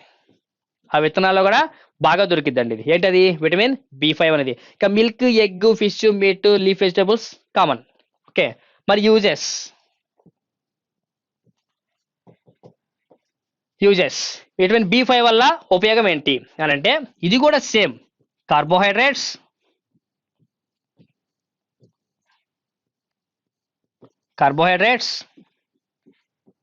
ప్రోటీన్స్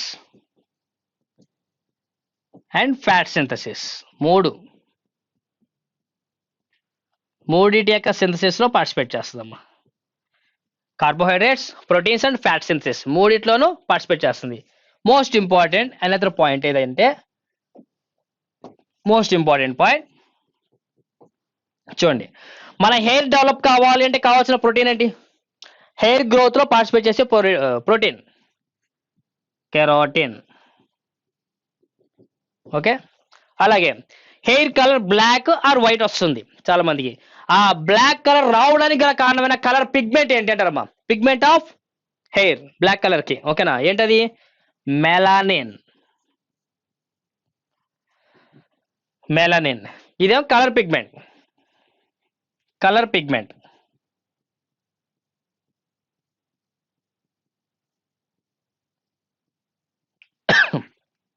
ఇది కలర్ పిగ్మెంట్. కెరోటిన్ అనేది ఏంటి మనకి? ప్రోటీన్, హెయిర్ లో ఉండే ప్రోటీన్. ఇది ప్రోటీన్. ఈ కెరోటిన్ అనే ప్రోటీన్, మెలనిన్ అనే కలర్ పిగ్మెంట్ రెండు కూడా మన హెయిర్ లో డెవలప్ కావాలమ్మా. ఇది ఖచ్చితంగా డెవలప్ కావాలి. ఈ రెండింటి డెవలప్మెంట్ లో పార్టిసిపేట్ చేసేది ఏదయ్యా అంటే విటమిన్ B5. గుర్తుపెట్టుకోండి, production of carotene and melanin in hair, participating in development or production. ఉత్పత్తి చేసి అభివృద్ధి చేస్తుంది, రెండు చేస్తుంది. ఓకేనా, రెండిట్లో ఏదది? కెరోటిన్ మరి మెలనిన్. ఎక్కడ? హెయిర్ లో మరియు గోళ్ళలో, అలాగే స్కిన్ లో వస్తే మెలనిన్ కలర్. ఇలా అనేక రకాలమ్మా. ఈ రెండిటి యొక్క ఉత్పత్తిలో సహాయపడేది ఏదయ్యా అంటే విటమిన్ B5. ఒకవేళ B5 లోపించింది, మనం తీసుకునే ఆహారంలో విటమిన్ B5 లేదు, B5 లోపించినప్పుడు కెరోటిన్, మెలనిన్ ఉత్పత్తి అవుతాయా? ఉత్పత్తి కావు. సపోజ్ కెరోటిన్ డెవలప్ కాకపోతే ఏమైంది? హెయిర్ గ్రోత్ ఉండదు. హెయిర్ గ్రోత్ ఉండకపోవడం వల్ల ఏమవుతుందంటే హెయిర్ లాస్, మొత్తం జుట్టు పోతుందమ్మా. ఓకేనా, అదొక డిసీజ్, హెయిర్ లాస్ అవ్వడం. Deficiency of B5 two causes. First one is hair loss. Second melanin ఏమవుతుంది? మెలనిన్ కూడా పోదు. మెలనిన్ కూడా మనకి ఉత్పత్తి కావట్లేదు. మెలనిన్ ఉత్పత్తి కాకపోతే ఏమవుతుంది? బ్లాక్ గా ఉన్న హెయిర్ మొత్తం వైట్ గా మారిపోతుంది. ఆ వైట్ రావడం వల్ల ఏమవుతుంది అంటే ఆటోమేటిక్ గా ముసలితనం త్వరగా వచ్చేస్తుంది. అవును కదమ్మా. అంటే చాలా మంది చిన్నపిల్లలు చూడండి, చిన్నపిల్లలు వైట్ హెయిర్ తొందరగా వచ్చేస్తుంది. ఆ వైట్ హెయిర్ రావడాన్ని ఏమంటాం? బాల నెరుపు అంటాం తెలుగులో మనం, బాల నెరుపు. ఓకే, బాల నెరుపు, వైట్ హెయిర్ అనేది రావడం అండి, వైట్ హెయిర్ రావడం. ఇవి రెండు కామన్ సిమ్టమ్స్. ఓకేనా, B5 లోపం వల్ల వచ్చే కామన్ సిమ్టమ్ ఇది. మెయిన్ డిసీజ్ ఏదంటే B5 లోపించడం వల్ల మెయిన్ డిసీజ్ ఏమొస్తుందంటే బర్నింగ్ ఫీట్. అరికాళ్ళ మంటలు, అరికాళ్ళు పగులుతుంటాయి అనమాట. కాళ్ళు పగిలి అంటాం. క్రాక్ జాగా క్రీమ్ రాస్తుంటారు, యాడ్ లో బాగా వస్తుంటాయి కదమ్మా. ఆ పగలడం అనేది దేని లోపం వల్ల వస్తుందంటే B5. విటమిన్ B5 లోపం వల్ల వచ్చేటువంటి మెయిన్ డిసీజ్ ఏదయ్యా అంటే బర్నింగ్ ఫీట్, అరికాళ్ళ మంటలు. ఓకేనా, క్రాక్స్ రావడం, కాళ్ళు మనకు ఫుట్ క్రాక్స్ వస్తాయి కదా, ఆ క్రాక్స్ రావడం కూడా జరుగుతుంటదమ్మా. అలాగే హెయిర్ లాస్ అవడం, అలాగే వైట్ హెయిర్ త్వరగా రావడం, ఇవన్నీ కూడా వస్తాయమ్మా. ఇవన్నీ దేని లోపంలో వస్తున్నాయి? విటమిన్ B5 లోపంలో వస్తుంది. Okay, right. Next vitamin B6. Scientific name pyridoxine.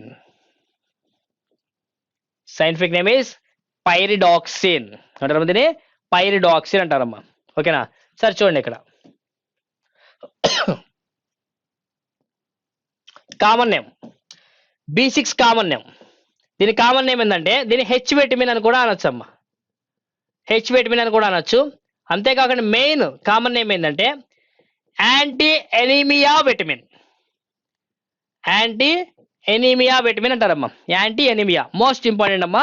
Notes రాసుకున్నవారు ఉంటే స్టార్ మార్క్ పెట్టుకోండి. నంబర్ ఆఫ్ టైమ్స్ ఎగ్జామ్ లో అడిగారమ్మా B6 గురించి. B6 sources రాసుకుందాం first.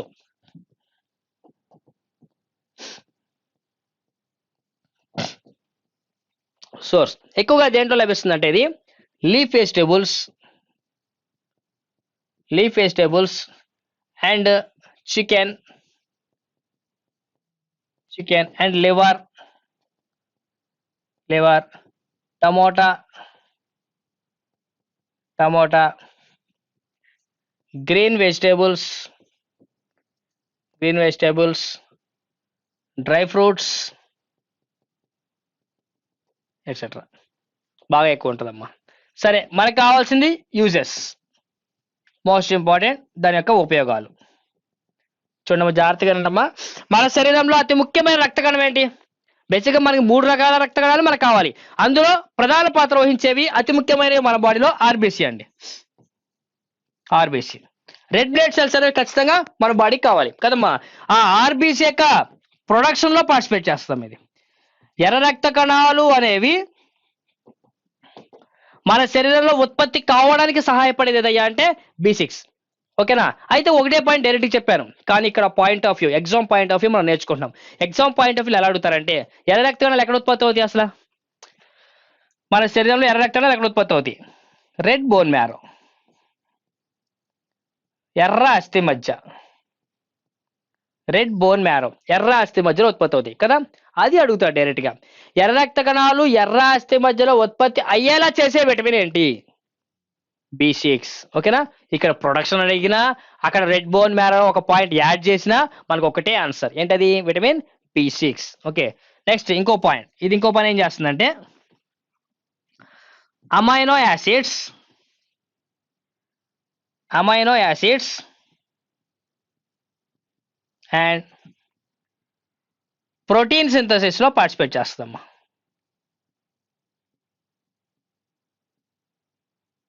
Participating in protein synthesis, కేవలం ప్రోటీన్ల సంశ్లేషణలో మాత్రమే పార్టిసిపేట్ చేస్తామా. అమైనో యాసిడ్స్ అనేవి ఏంటి? ప్రోటీన్ల యొక్క సరళ రూపాలే, సింపుల్ కాంప్లెక్స్ అనమాట ఇవి. వీటి యొక్క సంశ్లేషణ, వాటి సింథసిస్ లో పార్టిసిపేట్ చేసేది ఏదయ్యా అంటే విటమిన్ B6. అలాగే మన శరీరంలో యాంటీజెన్ అండ్ యాంటీబాడీస్ అనేవి ఉంటాయి అమ్మా. యాంటీజెన్స్ అండ్ యాంటీబాడీస్ అనేవి ఉంటాయి కదా. ఆ యాంటీజెన్స్, యాంటీబాడీస్ యొక్క ఉత్పత్తిలో కూడా సహాయపడుతుందండి. Antigens and antibody, production of antigen and antibody, participating in production of antigen antibody. అసలు ఏంటి సార్ యాంటీజెన్ యాంటీబాడీ అంటే? ఏంటంటే మన రక్తంలో ఉంటాయి అమ్మా యాంటీజెన్ యాంటీబాడీ అనేవి. ఇవి రెండు కూడా ఏం పని చేస్తాయి అంటే, మన శరీరంలోకి వచ్చేసరికి హానికరమైన సూక్ష్మజీవులు మన బాడీలోకి వెళ్తాయి కదా, హార్మ్ఫుల్ మైక్రో ఆర్గానిజమ్స్ అంటాం. ఆ హానికరమైన సూక్ష్మజీవులు ఏవైతే మన బాడీలోకి వెళ్తున్నాయో వాటి లోపల కూడా కొన్ని యాంటీబాడీస్ ఉంటాయి అమ్మా.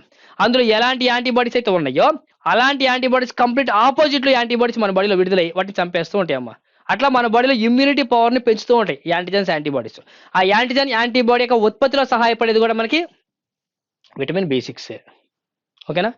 ఒకవేళ విటమిన్ B6 లోపించింది, మనం తీసుకున్న ఆహారంలో లేదు, B6 లేకపోతే కనుక ఆర్బీసీ అనేది ఉత్పత్తి అయిద్దా అంటే ఆర్బీసీ ఉత్పత్తి కాదు. మరి ఆర్బీసీ ఉత్పత్తి కాకపోతే వచ్చే వ్యాధి anaemia. Deficiency of B6 to causes anaemia, రక్తహీనత అంటాం అమ్మా. ఎనీమియా అంటే తెలుగులో రక్తహీనత అంటాం. ఓకేనా? ఇది మనకి B6 గురించి.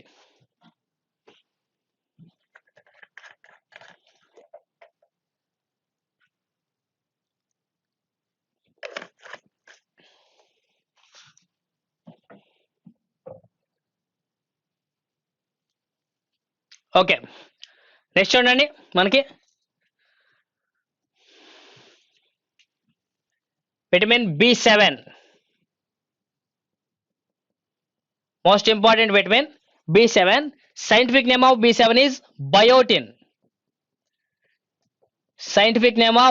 B7 is biotin. Scientific name of B7 is biotin. Common name of B7 is M vitamin అని కూడా అంటుంటారమ్మా. యాంటీ న్యూరైటిస్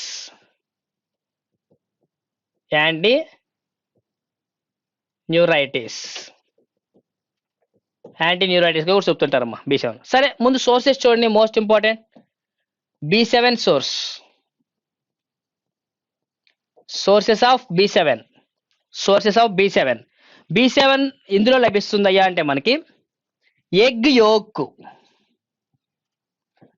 ఎగ్ యోక్, గుడ్డు సొన అంటున్నాం. మరి గుడ్డులో మనకి ఎన్ని సొనలు ఉంటాయి? మొత్తం 2 రకాలు ఉంటాయి, వైట్ అండ్ ఎల్లో కదా. పచ్చ సొన, తెల్ల సొన 2 ఉంటాయి. ఎగ్ యోక్స్ అనేవి 2 ఉన్నాయి. అందులో మనకి వైట్ యోక్ అంటున్నాం కదా, ఈ వైట్ యోక్, ఎల్లో యోక్, ఇవి 2 కూడా బేసిక్గా గుడ్లో కలిసి ఉంటాయి. 2 గుడ్లో కలిసి ఉంటాయి కదా. ఆ రెండింటిని సపరేట్ చేసామనుకోండి, white yolk and yellow yolk, రెండింటిని సపరేట్ చేసినప్పుడు మాత్రమే మనకి B7 దొరికిద్దంటమ్మా. ఓకేనా, జాగ్రత్తగా చూడండి. మనకి ఇక్కడ egg yolk sources, B7 source ఏంది? ఎగ్ యోక్ అన్నాం. ఎందులో ఉంటుంది ఎగ్ యోక్ అంటే 2 టైప్ ఆఫ్ యోక్స్ ఉన్నాయి, white yolk and yellow yolks. ఆ white and yellow yolk separate చేసినప్పుడు మాత్రమే మనకి B7 లభిస్తుంది. ఒకవేళ మనం 2 కలిసి ఉన్నప్పుడు మనం తింటే, అంటే పచ్చిగుడ్డు తింటే, పచ్చిగుడ్డు ఎవరైతే తాగుతారో ఆ పచ్చిగుడ్డు తాగిన వెంటనే ఆటోమేటిక్ గా వాళ్ళకి B7 లోపిస్తుంది. ఎప్పుడు కూడా పచ్చిగుడ్డు అనేది B7 కోసమే తీసుకోకూడదు. B7 కోసం మనం పచ్చిగుడ్డు తీసుకున్నామంటే ఆటోమేటిక్ B7 దాంట్లో ఉండదు. బేసిక్గా దాంట్లో అధిక ప్రోటీన్స్ ఉంటాయి. బాడీ బిల్డర్స్ ఎక్కువగా బాడీ బిల్డర్స్ ఎక్కువగా మనకి పచ్చిగుడ్డే తిరుగుతుంటారు. ఆ పచ్చిగుడ్డు ఎప్పుడైతే తాగుతుంటారో ఆటోమేటిక్ వాళ్ళకి మజిల్స్ బాగా వస్తాయి. ఎందుకంటే అందులో అధిక ప్రోటీన్స్ ఉంటాయి వైట్ యోక్లో. అది వేరు సపరేట్. మన ఆ పచ్చిగుడ్డు యొక్క ఉపయోగం గురించి మనం ఆడుకోవట్లా, B7 గురించి మాట్లాడుకుంటున్నాం. B7 అనేది మనకి గుడ్డులో ఉంటుంది. ఆ గుడ్డు సొనలో ఉంటుంది. ఎలా ఉంటుంది సొన అనేది? పచ్చ సొన, తెల్ల సొన 2 సపరేట్ అయినప్పుడు మాత్రమే మనకి B7 లభిస్తుంది. 2 కలిసి ఉన్నప్పుడు మాత్రం మనకి B7 లభించదు. అది గుర్తుపెట్టుకోండి. పచ్చిగుడ్డు తాగే వారిలో లోపించేటువంటి విటమిన్, పచ్చిగుడ్డు తాగే వారిలో లోపించే విటమిన్ ఏది అన్నాడు అంటే మాత్రం B7 తీసుకోవాలి. ఓకేనా. దాని యొక్క యూజెస్ ఏంటి, ఉపయోగాలు ఏంటి? యూజెస్ ఆఫ్ B7 చూడండి. మనకి మన హ్యూమన్ బాడీలో బ్రెయిన్ లో మోస్ట్ ఇంపార్టెంట్ సెల్ న్యూరాన్ అనేది ఉంది కదండి. Neuron,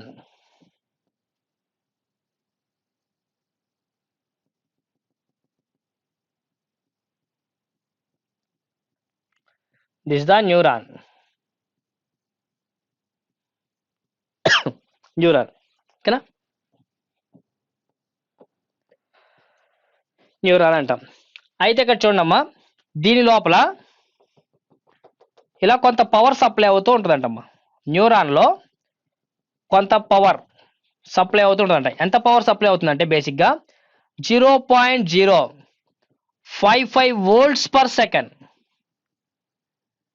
volts per second 0.055 volts per second supply అవుతుంటుందమ్మా. అలా పవర్ సప్లై అయ్యేటప్పుడు ఆ న్యూరాన్లో ఇక్కడ యాక్సాన్, ఇది యాక్సాన్ అంటారండి. ఆ పొడవుగా ఉన్నదాన్ని axon layer. Longest part of the neuron, longest part of the neuron is called axon. Okay, ఈ యాక్సాన్ లేయర్స్ ఉన్నాయి కదా, యాక్సాన్ లేయర్స్ లో లోపల పవర్ సప్లై అవుతుంటది. ఇలా పవర్ పైకి కిందకి సప్లై అవుతున్నప్పుడు ఈ యాక్సాన్ లేయర్స్ కట్ అయిపోయినాయి అనుకోమా, యాక్సాన్ లేయర్స్ కట్ అయిపోయినాయి అనుకోండి, ఆటోమేటిక్గా న్యూరాన్ పనిచేయదు. మన బాడీలో ఏ సెల్ అయినా ఒకసారి చనిపోయింది అంటే మరలా రీజనరేట్ అవుతుంది. బట్ న్యూరాన్ సెల్స్ ఒకసారి చనిపోయినాయి అంటే మాత్రం అక్కడ అవి రీజనరేట్ అవ్వవు. మన హ్యూమన్ బాడీలో రీజనరేట్ అవ్వనటువంటి కణం ఏది అంటారు? Do not regenerated cell in human body is neuron. ఒకసారి చనిపోతే మరలా ఉత్పత్తి అవ్వదు. మరి అలాంటి న్యూరాన్స్ అనేవి కట్ అవ్వకూడదు. పవర్ సప్లై అవుతున్నప్పుడు యాక్సాన్ లేయర్స్ కట్ అవ్వకూడదు. కట్ అవ్వకుండా కొన్ని ప్రొటెక్ట్ చేస్తూ ఉంటాయమ్మా, కొన్ని లేయర్స్ అనేవి. ప్రొటెక్ట్ చేసే లేయర్స్ ఏంటంటే చూడండి, ఇలా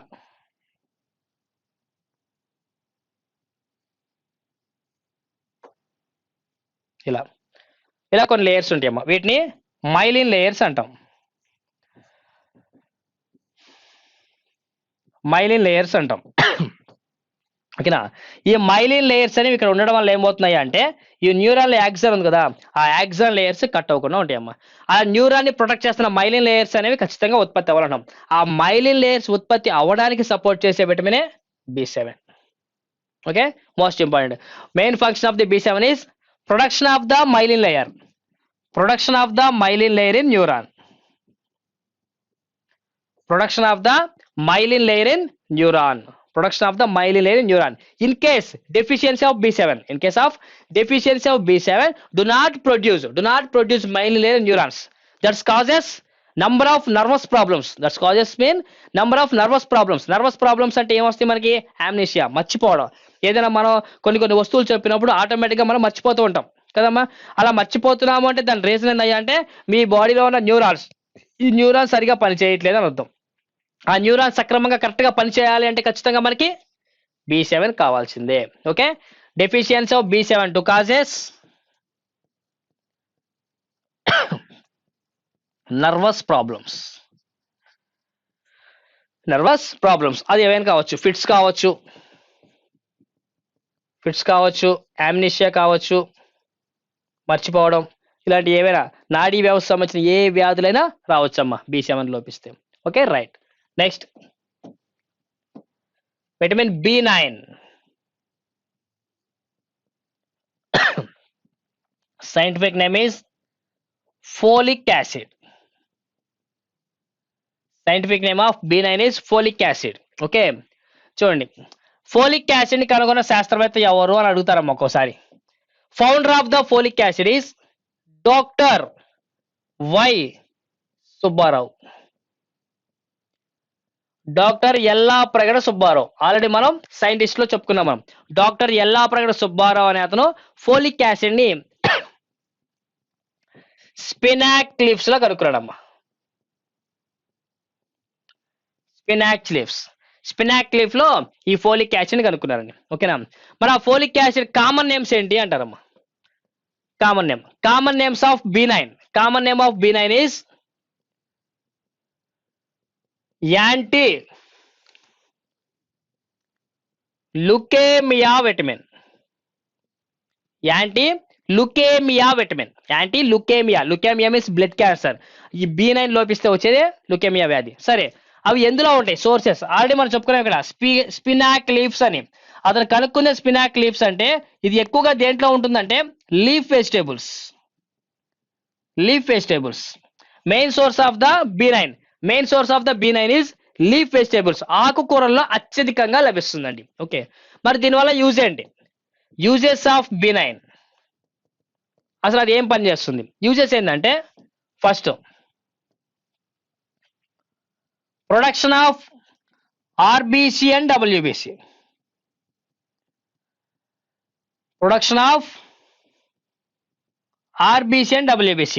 మన శరీరంలో ఎర్ర రక్త కణాలు మరియు తెల్ల రక్త కణాలు రెండు కణాలు ఉత్పత్తి కావాలంటే ఖచ్చితంగా మనకు కావాల్సిన vitamin B9. Participating in production of RBC and WBC. Next nucleic acids అంటే ఏమొస్తాయి? RNA and DNA. Ribonucleic acid, deoxy ribonucleic acid. ఏంటి అసలు అవి? RNA DNA అనేవి ఏంటి అసలు? జీన్స్. మన బాడీలో ఉండే జీన్స్. మనకి హెరిడిటీ, ఇమ్యూనిటీ, మనకి వ్యాధి నిరోధక శక్తి ఎలాగైతే వంశపారంపర్యంగా వస్తుందో, మన యొక్క లక్షణాలు ఎలాగైతే వస్తున్నాయో, వంశపారంపర్యంగా వ్యాధులు కూడా ఎలాగైతే వస్తున్నాయో, అలా మన పూర్వీకుల నుంచి ఏ లక్షణం అయితే మనకు వస్తుందో ఆ లక్షణాలు రావడానికి గల కారణం RNA DNA. ఆ RNA DNA యొక్క సింథసిస్, సంశ్లేషణలో పార్టిసిపేట్ చేస్తాయి అమ్మా. సింథసిస్, సంశ్లేషణ అంటే అవి రెండు ఏ పని అయితే చేయాలో ఆ పని కరెక్ట్ గా జరిగేలా చూసేది విటమిన్ B9. ఓకే, దాన్నే సింథసిస్, సంశ్లేషణ అంటాం. ఇన్ కేస్ B9 లోపించింది, deficiency of B9 to causes deficiency of RBC and deficiency of WBC రెండు జరుగుతాయిగా. మనకి B9 లోపించింది అంటే ఎర్ర రక్త కణాలు ఉత్పత్తి కావు, తెల్ల రక్త కణాలు ఉత్పత్తి కావు, రెండు జరగవు. ఒకవేళ RBC ఉత్పత్తి కాకపోతే వచ్చే వ్యాధి ఎనీమియా, అదొకటి వస్తుంది. ఇక WBC ఉత్పత్తి కాదు అంటున్నాం. ఎక్కడ ఉత్పత్తి కాదంటే WBC ఎక్కడైతే ప్రొడ్యూస్ అవుతుందో, రియల్ ప్లేస్ ఏదైతే ఉందో ఆ రియల్ ప్లేస్ లో WBC డెవలప్ కాదు. కానీ మన బాడీలో బోన్స్ లో వైట్ బ్లడ్ సెల్స్ డెవలప్ అవుతూ ఉంటాయి ఒక్కోసారి. వైట్ బోన్ మ్యారో అంటాం. వైట్ బోన్ మ్యారో దగ్గర ఆటోమేటిక్ WBC ప్రొడ్యూస్ అవుతుంటాయి. అలా WBC కనుక ప్రొడ్యూస్ అయింది అంటే వాటికి కౌంట్ బాగా పెరిగిద్దమ్మా. ఎప్పుడైతే B9 లోపించిందో WBC ఎక్సెస్ అవుతాయి, బాగా పెరిగిపోతాయి, ఉండాల్సిన కన్నా బాగా ఎక్కువ అయిపోతాయి. ఎప్పుడైతే పెరిగినాయో అప్పుడు బ్లడ్ క్యాన్సర్ వస్తుందమ్మా. లుకేమియా అంటాం. బ్లడ్ క్యాన్సర్ అంటాం అమ్మా. ఓకేనా, చూడండి జాగ్రత్తగా, మనకి రెండు రకాల వ్యాధులు వస్తున్నాయమ్మా. ఒకటి deficiency of B9 to causes anaemia and deficiency of B9 to causes leukaemia. Leukaemia అంటే బ్లడ్ క్యాన్సర్. అది వచ్చిందంటే మనిషి మాక్సిమం చనిపోతాడు, బతకడు. ఓకేనండి, ఇది B9 గురించి. Last B complex, last vitamin B12. B12. Scientific name is cyanocobalamin. Cyanocobalamin. చూడండి, కోబాల్. ఇది గుర్తుపెట్టుకోండి, కోబాల్. అది ఎందుకు గుర్తుపెట్టుకోమన్నానంటే B12 లో ఎక్కువగా ఉండేటువంటి మినరల్, ఖనిజ లవణం ఏంటి అంటారు. B12 లో ఎక్కువగా ఉండే మినరల్, ఖనిజ లవణం ఏది అంటారమ్మా? కోబాల్ట్. ఏముంది? కోబాల్ట్. కోబాల్ట్ అనేది ఒక మినరల్ B12 లో ఉంటుందమ్మా. ఈ vitamin B12 and vitamin K ఇవి రెండు కూడా మన స్టమక్ లో ఉన్నటువంటి ఈకోలై అనే ఒక బ్యాక్టీరియా వల్ల వస్తాయమ్మా, తయారవుతాయి. ఇందా మనం విటమిన్ K చెప్పుకున్నాం కదా, ఆ విటమిన్ K అలాగే విటమిన్ B12 ఇవి రెండు కూడా మనం తీసుకునే ఫుడ్ లో ఉంటాయమ్మా. మనం తీసుకునే ఆహార పదార్థాలు ఉంటాయి, కానీ డైజెస్ట్ అవ్వు. అది డైజెస్ట్ కావాలి అంటే మనకి ఈకోలై బ్యాక్టీరియా సపోర్ట్ కావాల్సిందేనమ్మా. ఆ ఈకోలై బ్యాక్టీరియా ఏం చేస్తుందంటే మనం తీసుకున్న ఆహారంలో ఉన్నటువంటి విటమిన్ K అండ్ B12 ఈ రెండింటిని కూడా ఆహారం నుంచి వేరు చేసి మన బాడీకి అందిస్తూ ఉంటుందమ్మా. ఎప్పుడైతే అది మన బాడీకి అందిస్తుందో ఆటోమేటిక్గా అవి రెండు మన శరీరంలో పనిచేస్తూ ఉంటాయి అనమాట. ఓకేనా? అది ఈకోలై సింథసిస్ వల్ల ఇవి రెండు రిలీజ్ అవుతాయి. సింథసిస్. ఓకే, ఈకోలై ఏం చేస్తుందమ్మా? మనకి రెండింటి యొక్క సింథసిస్ లో పార్టిసిపేట్ చేయాలి, రెండు ఉత్పత్తి అయ్యేలా చూస్తుంటది అనమాట. Next, common name of B12.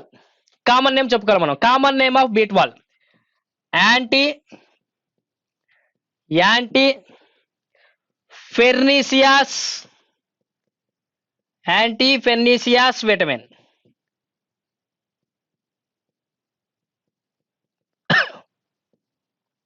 Anti pernicious anaemia vitamin అంటారమ్మా. ఫెర్నీసియాస్ ఎనీమియా కూడా రాద్దాం. ఫెర్నీసియాస్ ఎనీమియా, తెలుగులో దాన్ని హానికర రక్తహీనత అంటాం. హానికర అంటే అది వచ్చిందంటే మనకి చచ్చిపోతాడమ్మా, B12 లోపం వల్ల వస్తుంది. సరే, సోర్స్ మాక్సిమం నువ్వు ఏ ఆహారం అయితే తీసుకుంటావో అన్ని ఆహారాల్లో మాక్సిమం B12 ఉంటుందమ్మా. అన్ని ఆహారాల్లో నుంచి ఈకోలై బయటకు వస్తుంది. ఇంకా ఎగ్జాంపుల్ మనం ఇందాక ఏమైనా చెప్పుకున్నాం అయ్యే చెప్పుకోవచ్చు మనం. Okay, uses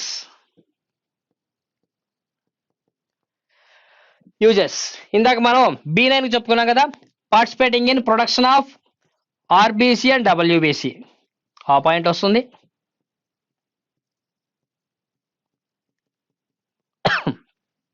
production of RBC and WBC and participating in synthesis of RNA and DNA. DNA synthesis, participating in RNA DNA synthesis. And ఇందాక మనం B7 దగ్గర ఒక పాయింట్ చెప్పానమ్మా, ఏంటది? మైలిన్ లేయర్ అనేది డెవలప్ అయిందని చెప్పుకున్నాం కదమ్మా. ఆ మైలిన్ లేయర్ డెవలప్ అవడం అనేది B12 వల్ల కూడా జరిగిద్దండి, గుర్తుపెట్టుకోండి. ఒక B7 లోనే మైలిన్ లేయర్ డెవలప్ అవడం జరగదు. B12 కూడా మనకి న్యూరాన్స్ పైన మైలిన్ లేయర్ డెవలప్ అవడానికి సపోర్ట్ చేస్తూ ఉంటుందమ్మా. ఓకేనా? ఒకటి production of RBC WBC and synthesis of RNA DNA and production of myelin layer in neurons. Three main functions is mainly participating from vitamin is B12. Okay, deficiency of B12 2 causes. Deficiency of B12 2 causes pernicious anemia.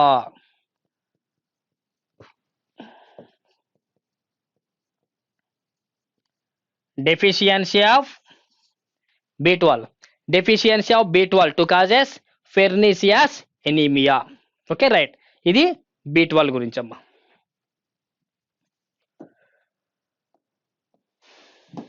B complex అయిపోయింది. Okay, next vitamin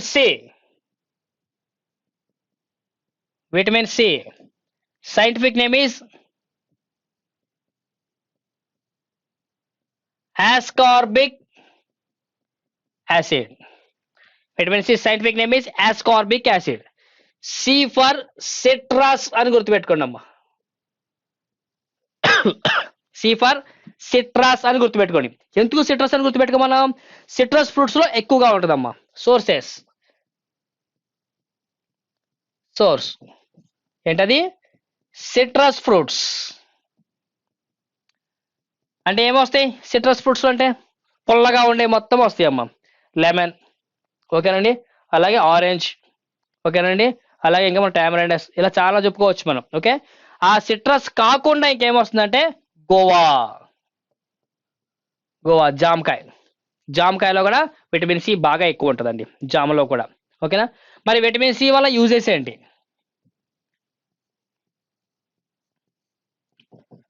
ఉపయోగం ఏంటి vitamin C వల్ల? చూడండి, early relieving of the wounds,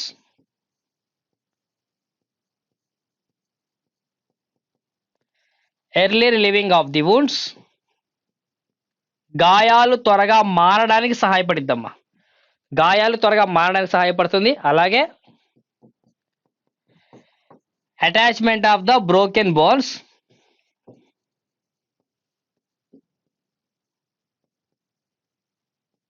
attachment of the broken bones, విరిగిన ఎముకలు త్వరగా అతుక్కోవడానికి సహాయపడిద్దమ్మా. ఓకేనా, ఇరిగిన ఎముకలు త్వరగా అతుక్కోవడానికి సహాయపడుతూ ఉంటుందమ్మా. అలాగే regenerated, regeneration, regeneration of body parts,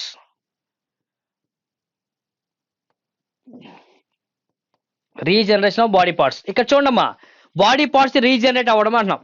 ఇక్కడ రీజనరేషన్ అంటే అర్థమైందయ్యా అంటే, సపోజ్ మన బాడీ తీసుకుందాం, హెయిర్ బాగా గుండు చేయించుకున్నారు, గుండు చేయించుకున్నప్పుడు మళ్ళీ హెయిర్ డెవలప్ అవుతుందా లేదా? డెవలప్ అవుతుంది ఖచ్చితంగా.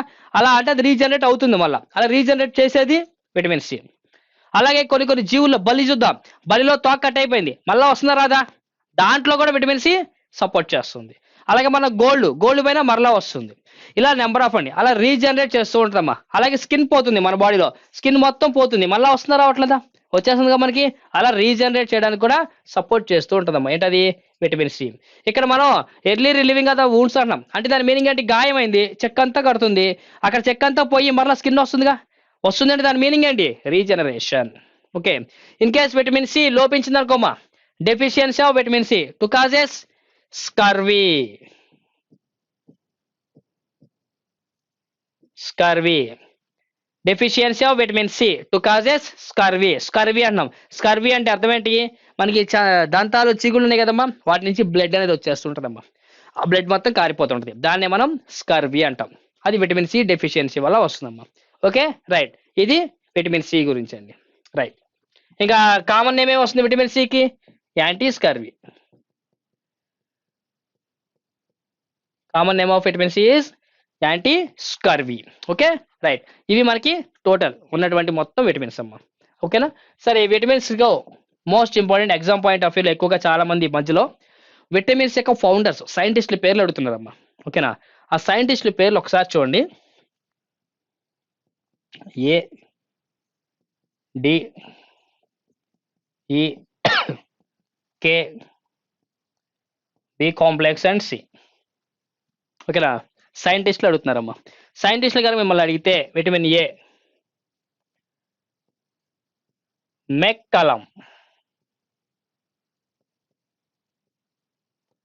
మెక్కలం అనే ఒక సైంటిస్ట్.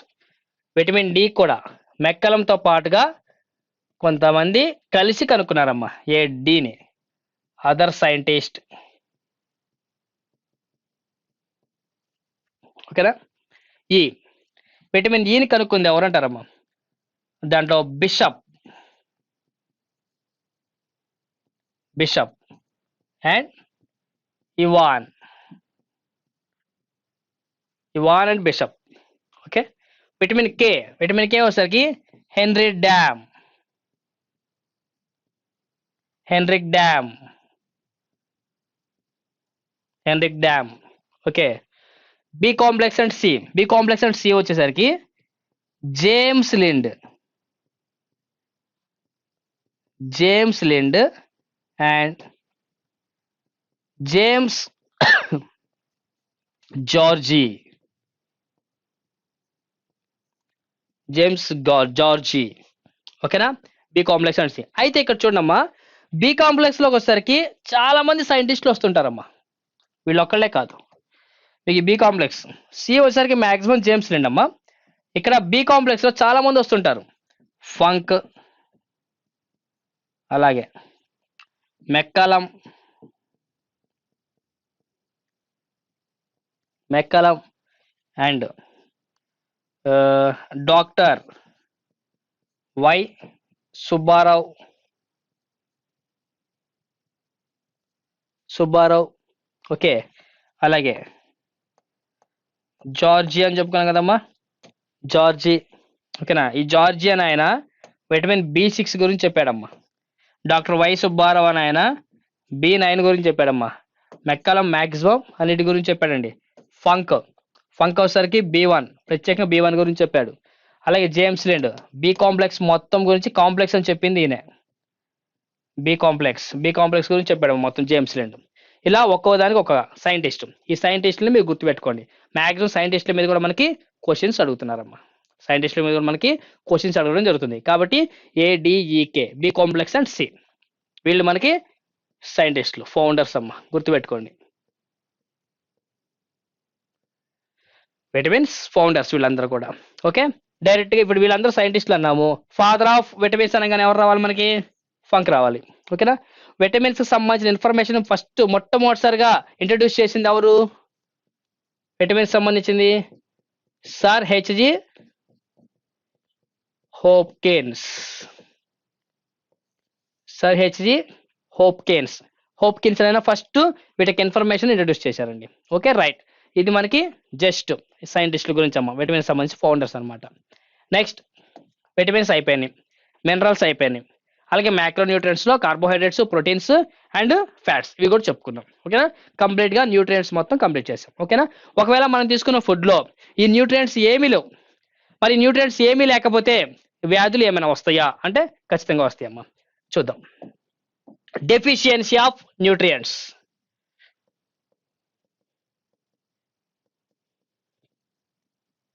Deficiency of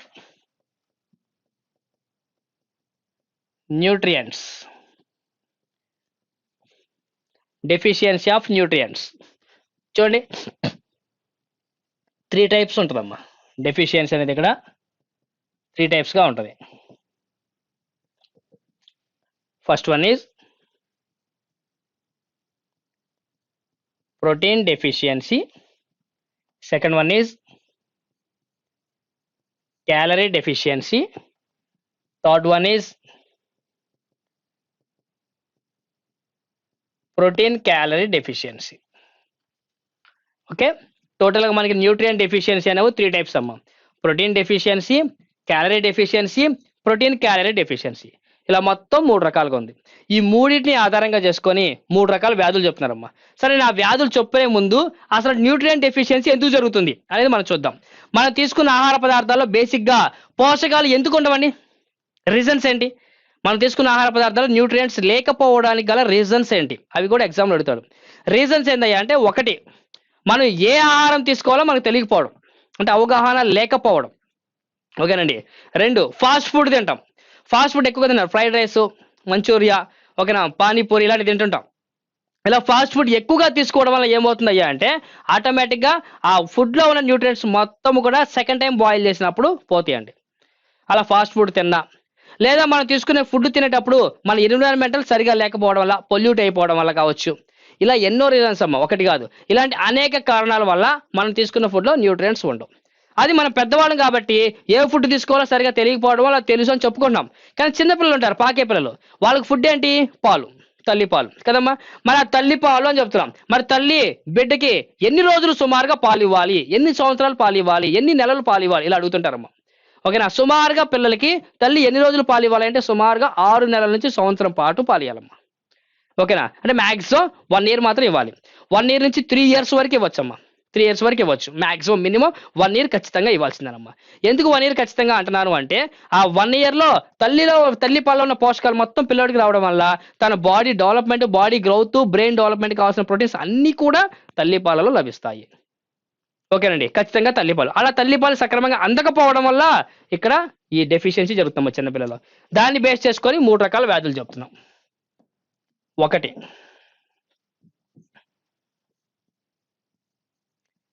kwashiorkor.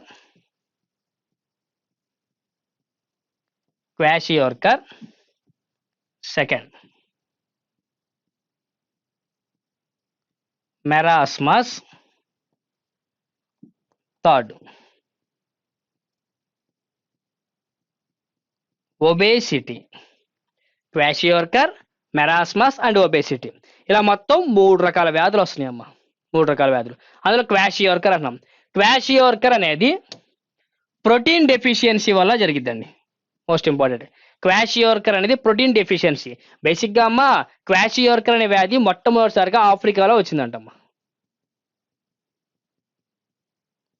ఆఫ్రికాలో వచ్చిందంట క్వాషియోర్కర్. క్వాషియోర్కర్ అనే పదం ఆఫ్రికన్ లాంగ్వేజ్దే, వాళ్ళ లాంగ్వేజ్లోనే వచ్చిందనమాట.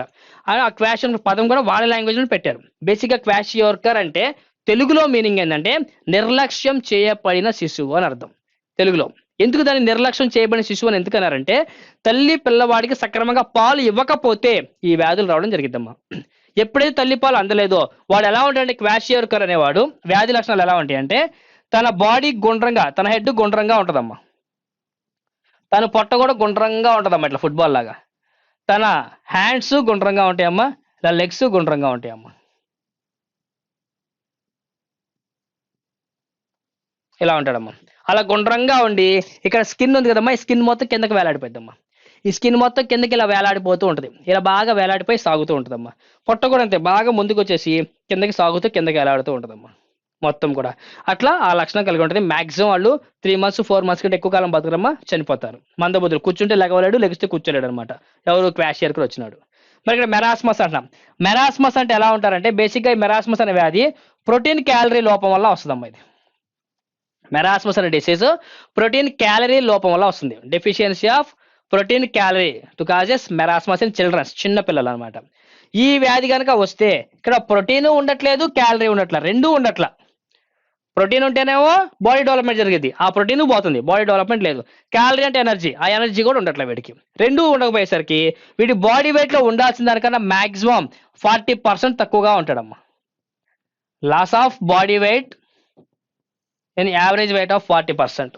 ఓకేనా, యావరేజ్ వెయిట్లో ఉండాల్సిన దానికన్నా 40% బాడీ వెయిట్ లాస్ అయ్యి ఉంటాడమ్మా. ఎవరు మెరాస్మస్ వ్యాధిగ్రస్తుడు. ఎలా ఉంటాడంటే సన్నగా, వాడి హెడ్ సన్నగా ఉంటుంది ఇలా. ఇవన్నీ ఏంది రిప్స్ అమ్మా, రిప్స్ అనమాట. వాడికి పక్క టెముకలన్నీ కూడా బాగా కనపడుతూ ఉంటాయి అమ్మా. ఇలా ఉంటాడు వాడు, అస్థిపంజరమే, అస్థిపంజరం లాగా సన్నగా ఉంటాడమ్మా, అట్లా ఉంటాడు మొత్తం. ఈ రిప్స్ ఉంటాయి కదమ్మా, open rib cage. Open rib cage అంటే ఇవన్నీ బాగా బయటికి ఓపెన్గా కనపడుతూ ఉంటాయి అమ్మా, బాగా క్లియర్గా కనిపిస్తూ ఉంటాయి అనమాట మొత్తం కూడా. అలా ఉంటారు. బాడీ వెయిట్ చాలా తక్కువ ఉంటుంది అనమాట. వాడు మాక్సిమం చనిపోతారు, బతకరండి. ఓకేనా.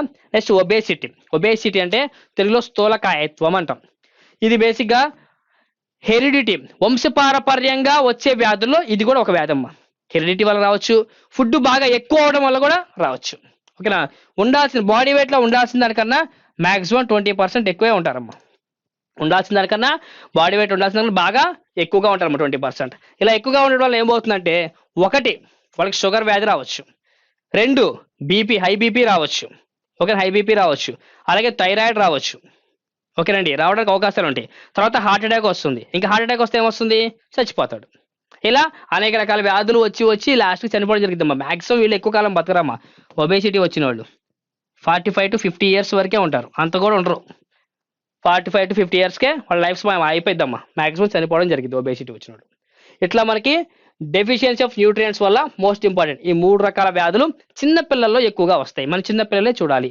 First kwashiorkor, 2 marasmus, 3 obesity. ఈ 3 రకాల వ్యాధులు అనేవి న్యూట్రియం డెఫిషియన్సీ వల్ల వస్తాయమ్మా. ఇది టోటల్గా న్యూట్రిషన్ టాపిక్. అయితే ఇక్కడ చూడండి, మనం ఈ న్యూట్రిషన్ టాపిక్ అనేది ఇప్పుడు దాకా కూడా మనం హ్యూమన్ బాడీలో చెప్పుకున్నాం కదా, హ్యూమన్ బాడీలో చెప్పుకున్నాం. హ్యూమన్స్ అనేవాళ్ళు యానిమల్ కింద వస్తారు, యానిమల్ కింద వస్తారు. హ్యూమన్స్ అనేవి యానిమల్ కింద వస్తారు కదా. మరి సేమ్ న్యూట్రియంట్స్ అనేవి ప్లాంట్స్లో కూడా ఉంటాయా ఉండవా? ఖచ్చితంగా ప్లాంట్స్లో ఉంటాయి కదమ్మా. మరి ప్లాంట్స్లో ఉండేటువంటి న్యూట్రియంట్స్ ఏంటి? ప్లాంట్స్లో న్యూట్రియంట్స్ ఏంటి, దాంట్లో ఉపయోగపడేటువంటి మోస్ట్ ఇంపార్టెంట్ అయినటువంటి ఏంటి, అవి మనకు కావాలి. ఇందులో కూడా మనకి మ్యాక్రో, మైక్రో అనేవి 2 ఉంటాయి. ఎక్కువగా ఉపయోగపడేవి, తక్కువగా ఉపయోగపడేవి. ఇక్కడ కార్బన్, హైడ్రోజన్, ఆక్సిజన్లు, ఓకే, నైట్రోజన్, సల్ఫర్లు, ఇవన్నీ వస్తాయేమో మనకి. ఈ ప్లాంట్స్లో ఉన్నటువంటి న్యూట్రియంట్స్ ఏమైతే ఉన్నాయో ఆ న్యూట్రియంట్స్ ఏం పని చేస్తాయి, అవి పని చేయకపోతే కనుక వచ్చే వ్యాధులేంటి, ఓకేనా? అలాగే ప్లాంట్స్‌లో కూడా ప్లాంట్ డెవలప్‌మెంట్ జరిగిద్ది. ప్లాంట్స్ డెవలప్‌మెంట్‌కి పార్టిసిపేట్ చేసే న్యూట్రియంట్ ఏంటి? నైట్రోజన్. ఈ నైట్రోజన్ అనేది ఎలా పార్టిసిపేట్ చేస్తుంది ప్లాంట్స్‌లో? నైట్రేట్‌గా పార్టిసిపేట్ చేస్తుంది. అలాగే ఫాస్ఫరస్ ఎలా పార్టిసిపేట్ చేస్తుంది? అలాగే మాంగనీస్ ఎలా పార్టిసిపేట్ చేస్తుంది? మాలిబ్డినం ఎలా పార్టిసిపేట్ చేస్తుంది? జింక్ ఎలా పార్టిసిపేట్ చేస్తుంది? కాల్షియం ఎలా పార్టిసిపేట్ చేస్తుంది? ఇవన్నీ కూడా ప్లాంట్స్‌లో కూడా ఉంటాయమ్మా. అయితే ఈ ప్లాంట్స్‌కి సంబంధించిన ఇన్ఫర్మేషన్ మొత్తం మీకు నేను బాటనీలో మోస్ట్ ఇంపార్టెంట్ టాపిక్స్ ఉన్నాయమ్మా. ఆ బాటనీలో వచ్చినప్పుడు ఎకనామికల్ ఇంపార్టెన్స్ అని ఒకటి ఉంది. అది చెప్పినప్పుడు జనరల్ పాయింట్స్‌లో ఇవి చెప్తా. అక్కడ మీకు క్లియర్‌గా అర్థమైద్ది. ఎందుకంటే వీటికి యూజెస్ అనేవి అక్కడ చెప్పేసుకుంటాం మనం. బాటనీ యొక్క సిస్టమ్స్‌లో వాటి ప్రాసెస్, ఆ యూజెస్ మొత్తం చెప్తున్నప్పుడు, సిస్టమ్స్ చెప్తున్నప్పుడు అవి ఎలా పనిచేస్తున్నాయి, ఏ విధంగా పనిచేస్తున్నాయో మీకు తెలిసిద్ది. అప్పుడు ఇక్కడ నేను ఈ మినరల్స్ మొత్తం అక్కడ మీకు చెప్పేస్తాను. ఈజీగా అర్థమైద్దండి.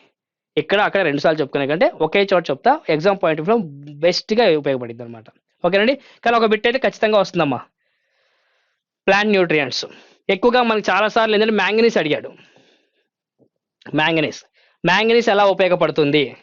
And magnesium. ఇది ఎలా ఉపయోగపడుతుంది? చాలా సార్లు అడిగారమ్మా. క్లోరోఫిల్ అని చెప్తాం. క్లోరోఫిల్ అంటే ఏంది మనకి? Colour pigment. అదేం చేస్తుంది? ఆకుకి ఆకుపచ్చ రంగు రావడానికి కారణమవుతుంది. కదండీ!